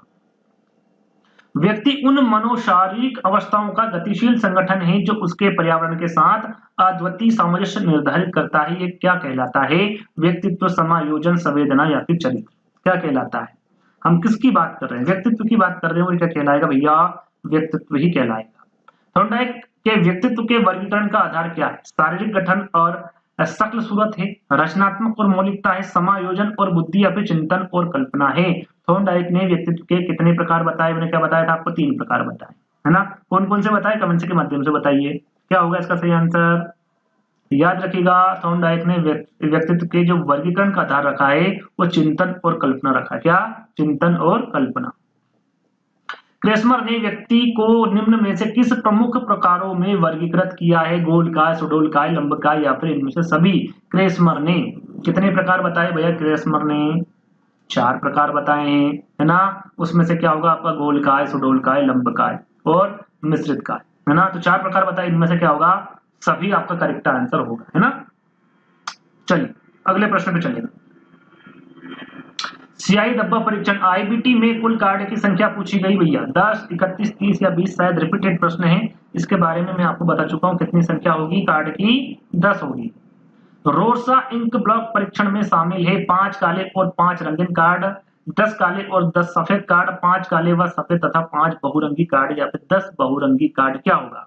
जैसा कि आपको बता चुके हैं कि भाई कितने कार्ड हो गया रोसा इंक ब्लॉक परीक्षण में 10 कार्ड होंगे, जिसमें 5 कौन से होंगे, 5 कौन से होंगे, दोनों अलग-अलग मैंने आपको बताए थे। क्या बताए थे? 5 काले होते, काले व सफेद होते और 5 क्या होते हैं? बहुरंगी कार्ड होते हैं। 5 आपके काले और सफेद होंगे, 5 क्या होंगे? बहुरंगी कार्ड होंगे। टोटल कितने होंगे?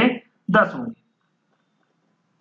वाक्य कहानी पूर्ति परीक्षण एससीटी का प्रतिपादन किसने किया था? भैया रोरसाक ने, मॉर्गन व मूरे ने, लियोपोल्ड, बेलक, पाइन व टेडलर ने। शायद ये प्रश्न भी रिपीटेड प्रश्न है। आंसर क्या होगा आपका? पाइन व टेडलर, है ना। डी वाला विकल्प आपका करेक्ट होगा। निम्नलिखित में से व्यक्तित्व की एक आत्मनिष्ठ विधि कौन सी? देखिए आत्मनिष्ठ विधि पूछी गई है और शायद ये प्रश्न भी रिपीट हुआ है ना। उसमें मैंने आपको क्या बताया था? निरीक्षण विधि, समाजमिति विधि और क्रम निर्धारण विधि, ये तीनों ही किसके अंतर्गत आएंगे? ये तीनों की तीनों आपके वस्तुनिष्ठ विधियों के अंतर्गत आएंगे। आत्मनिष्ठ विधि के बारे में पूछा है तो आपका साक्षात्कार विधि करेक्ट आंसर होगा। आपके साक्षात्कार विधि हो जाएगा, उसमें आत्मकथा विधि हो जाएगा, प्रश्नावली विधि हो जाएगा, जीवन व्रत विधि हो जाएगा, है ना। सारी की सारी किसकी हैं? आत्मनिष्ठ विधि के अंतर्गत आएगी। निरीक्षण विधि, बही दर्शन के प्रतिपादक कौन होंगे? थर्स्टन, मोरेना, वाटसन या फिर विलियम वुंट कौन होंगे? क्या होगा सही आंसर? निरीक्षण विधि के बारे में पूछा था, बताया था मैंने आपको, जिसे बही दर्शन विधि भी कहते हैं। क्या बताया था आंसर? जेबी वाटसन, है ना। तीसरा वाला विकल्प आपका करेक्ट होगा। स्वप्न विश्लेषण विधि, व्यक्ति मापन की एक विधि कौन सी? भैया स्वप्न विश्लेषण विधि, व्यक्ति यानी कि कह सकते हैं कि स्वप्न विश्लेषण विधि किसके अंतर्गत आएगी? किस व्यक्तित्व मापन विधि की एक विधि है? व्यक्तिनिष्ठ की है, अप्रक्षेपी विधि की है, मनोविश्लेषण विधि की या फिर आत्मनिष्ठ विधि की? मैंने अंत में 2 विधियां आपको बताई थी। किसकी बताई थी? वो मनोविश्लेषण विधि के बारे में आपको बात की थी। मुक्त स्वतंत्र शब्द साहचर्य विधि और स्वप्न विश्लेषण विधि, है ना। 2 तरह की विधि मैंने आपको बताई थी, तो वो मनोविश्लेषण विधि के अंतर्गत आएगी। प्रासंगिक अंतर्बोध परीक्षण में कुल चित्रित कार्ड की संख्या कितनी है? देखिए यहाँ पर प्रासंगिक अंतर्बोध परीक्षण के बारे में पूछा गया 31, 30, 21 या फिर 20। क्या बताया था मैंने? 30 + 1, टोटल कितने होगा? 31। तो कितने होंगे भैया? 31 यहाँ पर करेक्ट आंसर होगा। प्रासंगिक अंतर्बोध परीक्षण किसके द्वारा दिया गया? पूछा गया लियोपोल्ड, बेलक, मॉर्गन एवं मूरे, हरमन रोसा या फिर हॉल्ड जैकमैन। क्या होगा? सरल सा प्रश्न है, सभी को पता है इसका आंसर, काफी बार बता चुका हूं। क्या होगा भैया? मॉर्गन एवं मूरे, इनके द्वारा प्रासंगिक अंतर्बोध परीक्षण दिया गया। प्रासंगिक अंतर्बोध परीक्षण में पुरुषों के कार्ड की संख्या, सिर्फ यहाँ पर पुरुषों के कार्ड की संख्या पूछी गई है, कितनी होगी भैया? 60 का सही आंसर क्या होगा? टोटल कितनी थी प्रासंगिक अंतर्बोध परीक्षण में? 31, 30 + 1। लेकिन यहाँ पर पुरुषों के कार्ड की संख्या पूछी गई है। देखिए 10 पुरुषों के कार्ड में थी, 10 आपके महिलाओं में और 10 आपके महिला और पुरुष दोनों की थी। तो यहाँ पर सिर्फ और सिर्फ पुरुषों की पूछी गई, तो क्या होगा आपका 10। महिला की पूछे तो भी 10 होती, दोनों की पूछे तो भी 10 होती, तीनों मिलाकर कितनी हुई? 30 और एक खाली कार्ड हुआ था, है ना। खाली कार्ड इसमें रहता है, तो 10 यानी कि बी वाला विकल्प आपका करेक्ट होगा। व्यक्तित्व मापन की समाजमिति का विकास किसने किया? समाजमिति का विकास मोरेनो, मॉर्गन, वुडवर्थ या फिर गाल्टन। समाजमिति के बारे में आपको बताया था मैंने। क्या होगा करेक्ट आंसर? मोरेनो, है ना। पहला वाला विकल्प आपका करेक्ट होगा। आइजैक के व्यक्तित्व सिद्धांत में निम्न में से किस एक को सम्मिलित नहीं किया? भैया आइजैक ने बहिर्मुखी को, अंतर्मुखी को, समाज विरोधी या फिर खुलापन। तो इन्होंने कितने प्रकार बताए? 4, जिसमें आपका बहिर्मुखी हो जाएगा, अंतर्मुखी हो जाएगा, समाज विरोधी हो जाएगा, खुलापन क्या होगा? नहीं होगा। इनके द्वारा ये नहीं बताया गया है। 4th वाला विकल्प क्या होगा? बिल्कुल करेक्ट होगा। स्वतंत्र शब्द साहचर्य विधि के प्रतिपादक के बारे में पूछ लिया गया। भैया रोरसा होगा, गाल्टन होगा, मूरे होगा या फिर सिगमंड फ्रायड। स्वतंत्र शब्द साहचर्य विधि के बारे में पूछा गया है। करेक्ट आंसर आपको बताना है सबसे पहले क्या होगा। क्या बताया था मैंने? स्वतंत्र शब्द साहचर्य विधि का फ्रांसिस गाल्टन। बी वाला विकल्प क्या होगा आपका? बिल्कुल सही होगा। टीएटी का भारतीकरण किसने किया था? सबसे पहले हमने टीएटी परीक्षण के बारे में जाना। अब भारतीकरण किसके द्वारा किया गया? सक्सेना, दुबे, वार्चना बताया था कि मैंने नहीं बताया था। डॉक्टर उदय पारिक बताया था कि नहीं बताया था। क्या बताया था? उमा चौधरी बताया था। तीसरा वाला विकल्प क्या होगा? करेक्ट होगा। एक 4-5 वर्ष के बालक में अपने पिता की अपेक्षा माता के प्रति अत्यधिक प्रेम की भावना विकसित हो जाती है। बालक के व्यवहार में होने वाले इस परिवर्तन को फ्रायड द्वारा क्या नाम दिया गया? मैंने आपको बताया था यदि बालक जो प्यार करता है सबसे ज्यादा वो अपनी माता को करता है, जो बालिका प्यार करती है वो सबसे ज्यादा अपने पिता को प्यार करती है, तो उनमें कौन सी ग्रंथियां पाई पाई जाती है। दोनों के बारे में मैंने आपको बताया था। यदि बालक अपने माता से अधिक प्रेम करता है तो उसमें ओडिपस कॉम्प्लेक्स यानी कि ओडिपस ग्रंथि पाई जाती है। और यदि यहाँ पर लड़की के बारे में पूछा जाता है कि लड़की अपने पिता को अत्यधिक प्रेम करती है तो उसमें इलेक्ट्रा कॉम्प्लेक्स यानी कि इलेक्ट्रा ग्रंथि के बारे में आपको आंसर लगाना था। लेकिन यहाँ पर बालक के बारे में पूछा गया तो क्या होगा आपका बी है ना, बी है और ये सी है, तो बी वाला विकल्प आपका करेक्ट होगा। आत्म केंद्रित व्यक्ति होता है अंतर्मुखी, बहिर्मुखी, उभयमुखी या फिर सामाजिक निर्भर, क्या होगा भैया? आत्म केंद्रित के बारे में पूछा गया है। सबसे जो पहला वाला विकल्प है वही सही होगा, अंतर्मुखी है ना। अगला प्रश्न, वहां प्रथम मनोवैज्ञानिक जिसने मानव व्यक्तित्व के अवचेतन भाग की व्यवस्थित रूप से छानबीन का प्रयास किया, Bandura, Thorndike, Wertheimer, Sigmund Freud. Correct answer क्या होगा? सरल सा प्रश्न है, सभी को बता भैया, कौन होगा? सिगमंड फ्रायड है ना। चेतन, अवचेतन और अर्धचेतन। चलिए, निम्नलिखित में से कौन सा क्रेस्मर द्वारा प्रदत्त व्यक्तित्व के शरीर रचना सिद्धांत के वर्गीकरण का प्रकार है? गोलाकृति, लंबाकृति, आयताकृति या फिर उपरोक्त सभी, क्या होगा? यहाँ पर पूछा गया भैया क्रेचमर द्वारा प्रदत्त व्यक्तियों के शरीर रचना सिद्धांत के द्वारा वर्गीकरण किया गया था। कितने प्रकार बताए थे? 4 प्रकार। उसमें से गोलाकृति भी बताया था, लंबाकृति भी और आयताकृति, है ना। उपरोक्त सभी यहाँ पर क्या होगा आपका? बिल्कुल करेक्ट आंसर होगा। चलिए अगला प्रश्न, बेलॉक ने व्यक्तित्व मापन के प्रसंगबोध परीक्षण हेतु क्या लिए तैयार किए गए बालों को? देखिए थोड़ा सा प्रश्न ऊपर नीचे हो गया। प्रश्न इस प्रकार से पूछा गया है कि आपका जो बाल प्रसंगात्मक बोध है ना, इसको क्या कहते हैं? बाल संपत्ति परीक्षण भी कहते हैं या फिर बाल अंतर्बोध परीक्षण, टीएटी। सीधा सीधा पूछा गया भाई, टीएटी के बारे में पूछा गया है ना, इसको क्या कहते हैं? बाल अंतर्बोध परीक्षण भी कहते हैं। इसमें जो ये परीक्षण दिया है किसके द्वारा दिया गया भैया? बेलोक के द्वारा दिया गया है। इसमें जो बच्चे हैं वो कितने से कितने वर्ष तक के आयु के बच्चे रखे गए ये पूछा गया है। इसमें 0 से 5, 3 से 10, 2 से 5 या फिर 5 से 10। क्या बताया था मैंने? बाल अंतर्बोध परीक्षण सीएटी के बारे में। सॉरी सीएटी है यार, टीएटी नहीं। ये परीक्षण कौन सा है? सीएटी परीक्षण है ना, टीएटी नहीं है। तो सीएटी परीक्षण के बारे में मैंने क्या बताया था?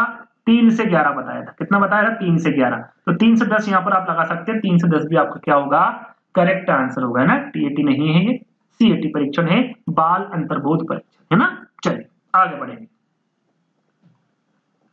एक अध्यापक ने विद्यार्थियों का टीएटी परीक्षण किया ताकि उनमें निम्न की पहचान की जा सके: उपलब्धि की, अभिक्षमता की, व्यक्तित्व की या फिर अभिवृत्ति की। किसकी? जल्द से बताइए।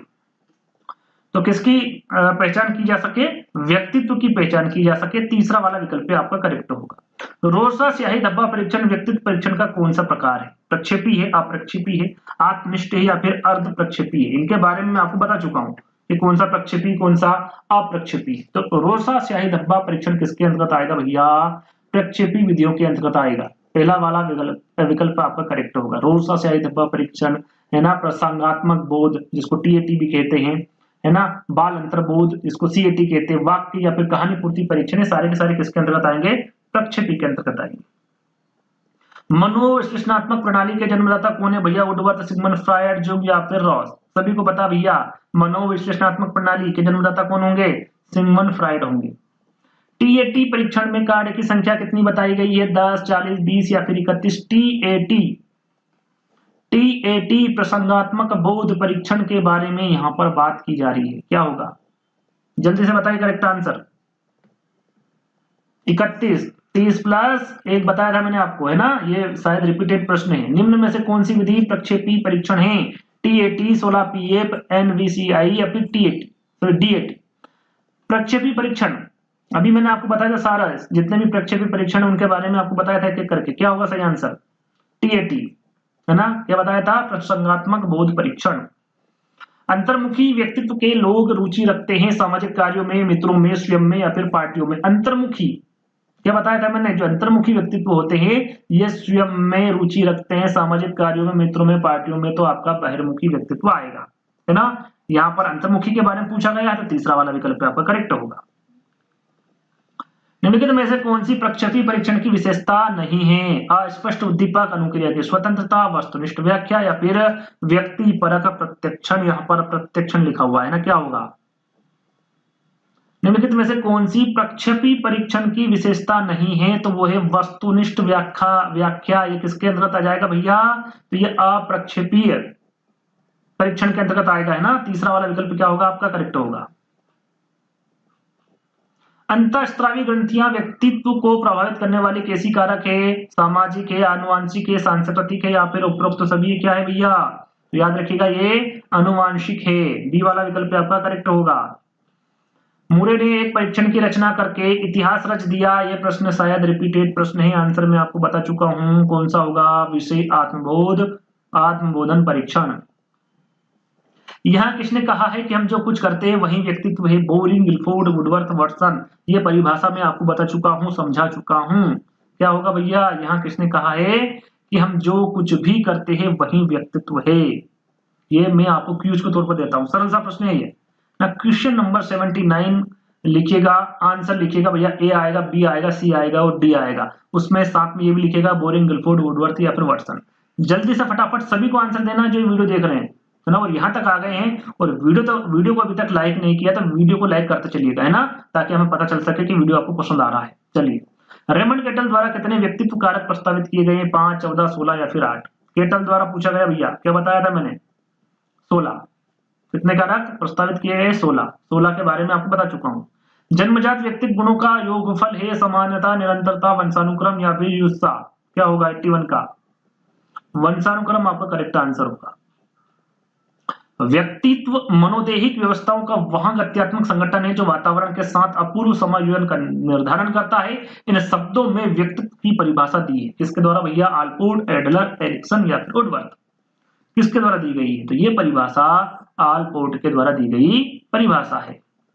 रोल्स स्याही डब्बा परीक्षण का प्रयोग किया जाता है भैया बुद्धि मापने के लिए, रुचि मापने के लिए, उपलब्धि मापन के लिए, फिर व्यक्तित्व मापन के लिए। हम किसकी बात कर रहे हैं, व्यक्तित्व की बात कर रहे हैं। और ये सारे परीक्षण किसके अंतर्गत आते हैं, व्यक्तित्व की, और यही इसका मापन करता है, व्यक्तित्व मापन के, है ना।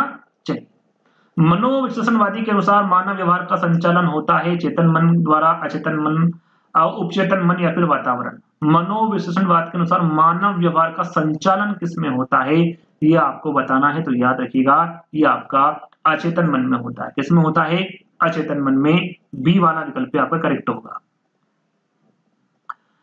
फ्राइड के अनुसार मन की संरचना का सही क्रम क्या है भैया, क्या बताया था, अति अहम बताया था कि पहला अति अहम हो ही नहीं सकता, अहम भी नहीं होता है पहला, है ना।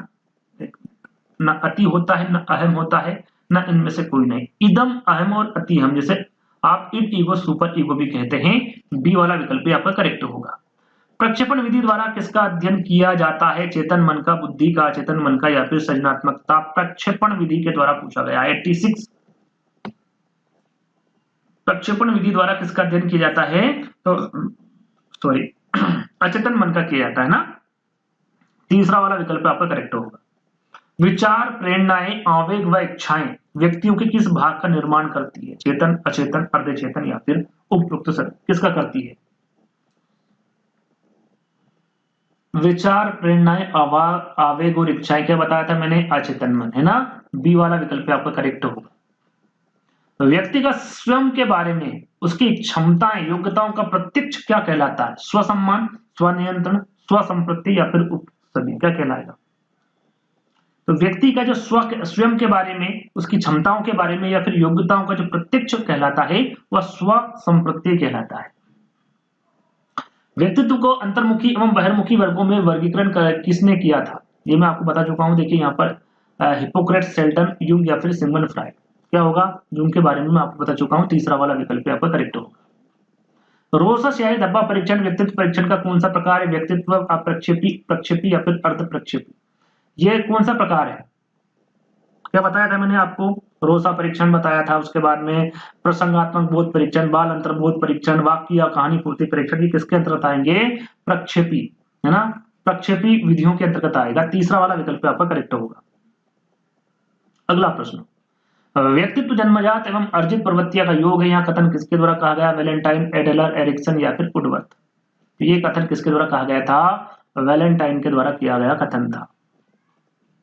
वहां है जो अधिक खुला, मिलनसार, उद्यमशील, हंसमुख और काफी आत्मविश्वास वाला होगा, उस व्यक्ति को क्या कहेंगे आप। देखिए, खुला, मिलनसार, क्या बताया था मैंने, अंतर्मुखी तो हो नहीं सकता। क्या बताया था, उभयमुखी, दोनों प्रकार के व्यक्ति होते। मैंने क्या बताया था आपको, बहिर्मुखी, जो बहिर्मुखी व्यक्ति होता है वो खुला विचार वाला होता है, मिलनसार होता है, उद्यमशील, हंसमुख होता है ना, काफी आत्मविश्वास होता है उसमें। तो तीसरा वाला नहीं, ये बी वाला विकल्प है, वो सी वाला है ना, थोड़ा सा मिसप्रिंट हुआ है। बहिर्मुखी आपका क्या होगा, सही होगा, एकदम करेक्ट आंसर।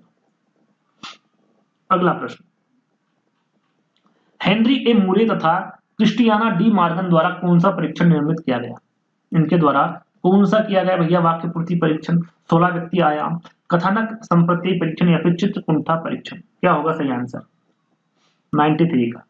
यहाँ पर देखिए मुरे और मार्गन के द्वारा पूछे तो याद रखिएगा इनके द्वारा कथानक संप्रति परीक्षण दिया गया। तीसरा वाला विकल्प आपका करेक्ट होगा। व्यक्ति को शारीरिक संरचना के आधार पर किसने वर्गीकृत किया भैया? अल्पोर्ट ने, हिप्पोक्रेट्स ने, स्किनर ने या फिर क्रेचमर ने? किसने किया? ये भी आपको आंसर देना है। 2 प्रश्न में दे रहा हूं आपको, एक प्रश्न दिया था, एक प्रश्न ये ले लीजिए भैया, ये भी सरल सा प्रश्न इसलिए दे रहा हूं। व्यक्तित्व को शारीरिक संरचना के आधार पर किसने वर्गीकृत किया? इसका भी आंसर आपको देना कमेंट्स के माध्यम से फटाफट, उसका भी और इसका भी। क्वेश्चन नंबर लिखना है, ए अल्पोर्ट होगा, बी हिप्पोक्रेट्स होगा, सी स्किनर या फिर डी क्रेचमर। कमेंट्स के माध्यम से आंसर देना इसका भी। कुछ व्यक्तियों में अंतर्मुखी व बहिर्मुखी दोनों के गुण पाए जाते हैं, उन्हें किस नाम से जाना जाता है? जिसमें दोनों के गुण पाए जाते हैं, मैंने आपको क्या बताया था, उसे ना तो अंतर्मुखी कहेंगे ना बहिर्मुखी, क्या कहेंगे उसको? उभयमुखी कहेंगे, है ना। बी वाला विकल्प आपका क्या होगा? करेक्ट होगा। निम्नलिखित में से व्यक्तित्व परीक्षण की विधि कौन सी नहीं है? व्यक्तित्व परीक्षण की विधि निरीक्षण विधि है भैया, शारीरिक परीक्षण है, सॉरी साक्षात्कार है, भ्रमण नहीं है ना, भ्रमण के बारे में हमने अभी तक जिक्र नहीं किया है। बी वाला विकल्प आपका करेक्ट होगा। अगला प्रश्न, चेतन मन का स्वामी, देखिए अच्छा प्रश्न है ये। चेतन मन का स्वामी, मन का मुख्य शासक, ना सुखवादी बनो ना आदर्शवादी बनो। सुखवादी कौन होगा? इदम होगा। आदर्शवादी कौन होगा? पराहम होगा, है ना। बचा कौन? कौन बचा भैया? सुपर ईगो, नहीं ईगो बचा, है ना, यानी कि अहम। अहम क्या है? ना तो सुखवादी बनो ना आदर्शवादी बनो। ये किस पर? वास्तविकता पर ये काम करता है, जो वर्तमान में है उसमें जीता है ना। तो ईगो, अहम, यहां पर आपका क्या होगा? करेक्ट आंसर होगा। अगला प्रश्न, भारतीय चिकित्सकों फिजिशियन के अनुसार व्यक्तित्व के 3 अवयव पित्त, है ना, जिसे बाइल कहते हैं, वात, आयु और कफ जिसे म्यूकस कहते हैं, ये व्यक्तित्व का यहाँ वर्गीकरण किसके द्वारा क्या कहलाता है? मतलब आवश्यकता सिद्धांत, मनोविश्लेषण सिद्धांत, शील गुण सिद्धांत या फिर घटना क्रियात्मक सिद्धांत? किसके द्वारा दिया गया? ये भी मैं आपको बता चुका हूं। कितने प्रकार बताए, ये सारी चीजें मैं आपको बता चुका हूं प्रश्नों के माध्यम से, और समझा के भी आपको यानी टॉपिक के माध्यम से बता चुका हूं। अब ये जो वर्गीकरण कहलाता है, क्या कहलाता है भैया? शील गुण सिद्धांत कहलाता है, ये इसके अंतर्गत आता है। तीसरा वाला विकल्प आपका करेक्ट होगा। निम्नलिखित में से व्यक्तित्व के मनोविश्लेषण सिद्धांत के प्रतिपादक के बारे में देखिए फिर से पूछ लिया गया, सिगमंड फ्रायड, है ना। ये प्रश्न काफी बार रिपीट हुआ है, तो आपका पहला वाला विकल्प सही होगा। अगला और अंतिम प्रश्न है, एक अध्यापक ने विद्यार्थी का टीएटी किया। टीएटी जो परीक्षण होता है उसके बारे में बात की जा रही है, यानी कि प्रसंगात्मक जो बोध परीक्षण है उसके बारे में बात की जा रही है। तो टीएटी किया ताकि उनमें निम्न की पहचान की जा सके, उपलब्धि की, अभिक्षमता की, व्यक्तित्व की या फिर अभिवृत्ति की। हम अभी तक किसकी बात कर रहे हैं? व्यक्तित्व की, और ये किसके अंतर्गत आएगा? व्यक्तित्व की पहचान की जा सके, है ना, टीएटी में। तो तीसरा वाला विकल्प यहाँ पर करेक्ट होगा। तो वीडियो कैसा लगा आप सबसे पहले ये बताइए भैया, लाइक करना है आपको वीडियो यदि अच्छा लगा हो तो, है ना। नहीं लगा है तो भी आपको कमेंट्स के माध्यम से बता देना है कि सर ये आपकी गलतियां हैं, इसको आप सुधार सकते हैं। मैं जरूर आगे उनको सुधारने की कोशिश करूंगा, लेकिन थोड़ा बहुत भी यदि वीडियो पसंद आता है तो वीडियो को जरूर लाइक कर दीजिएगा। आई होप आपको ये वीडियो पसंद आया होगा, है ना। तो जल्दी दोस्तों नई वीडियो के साथ मिलेंगे, जब तक के लिए धन्यवाद।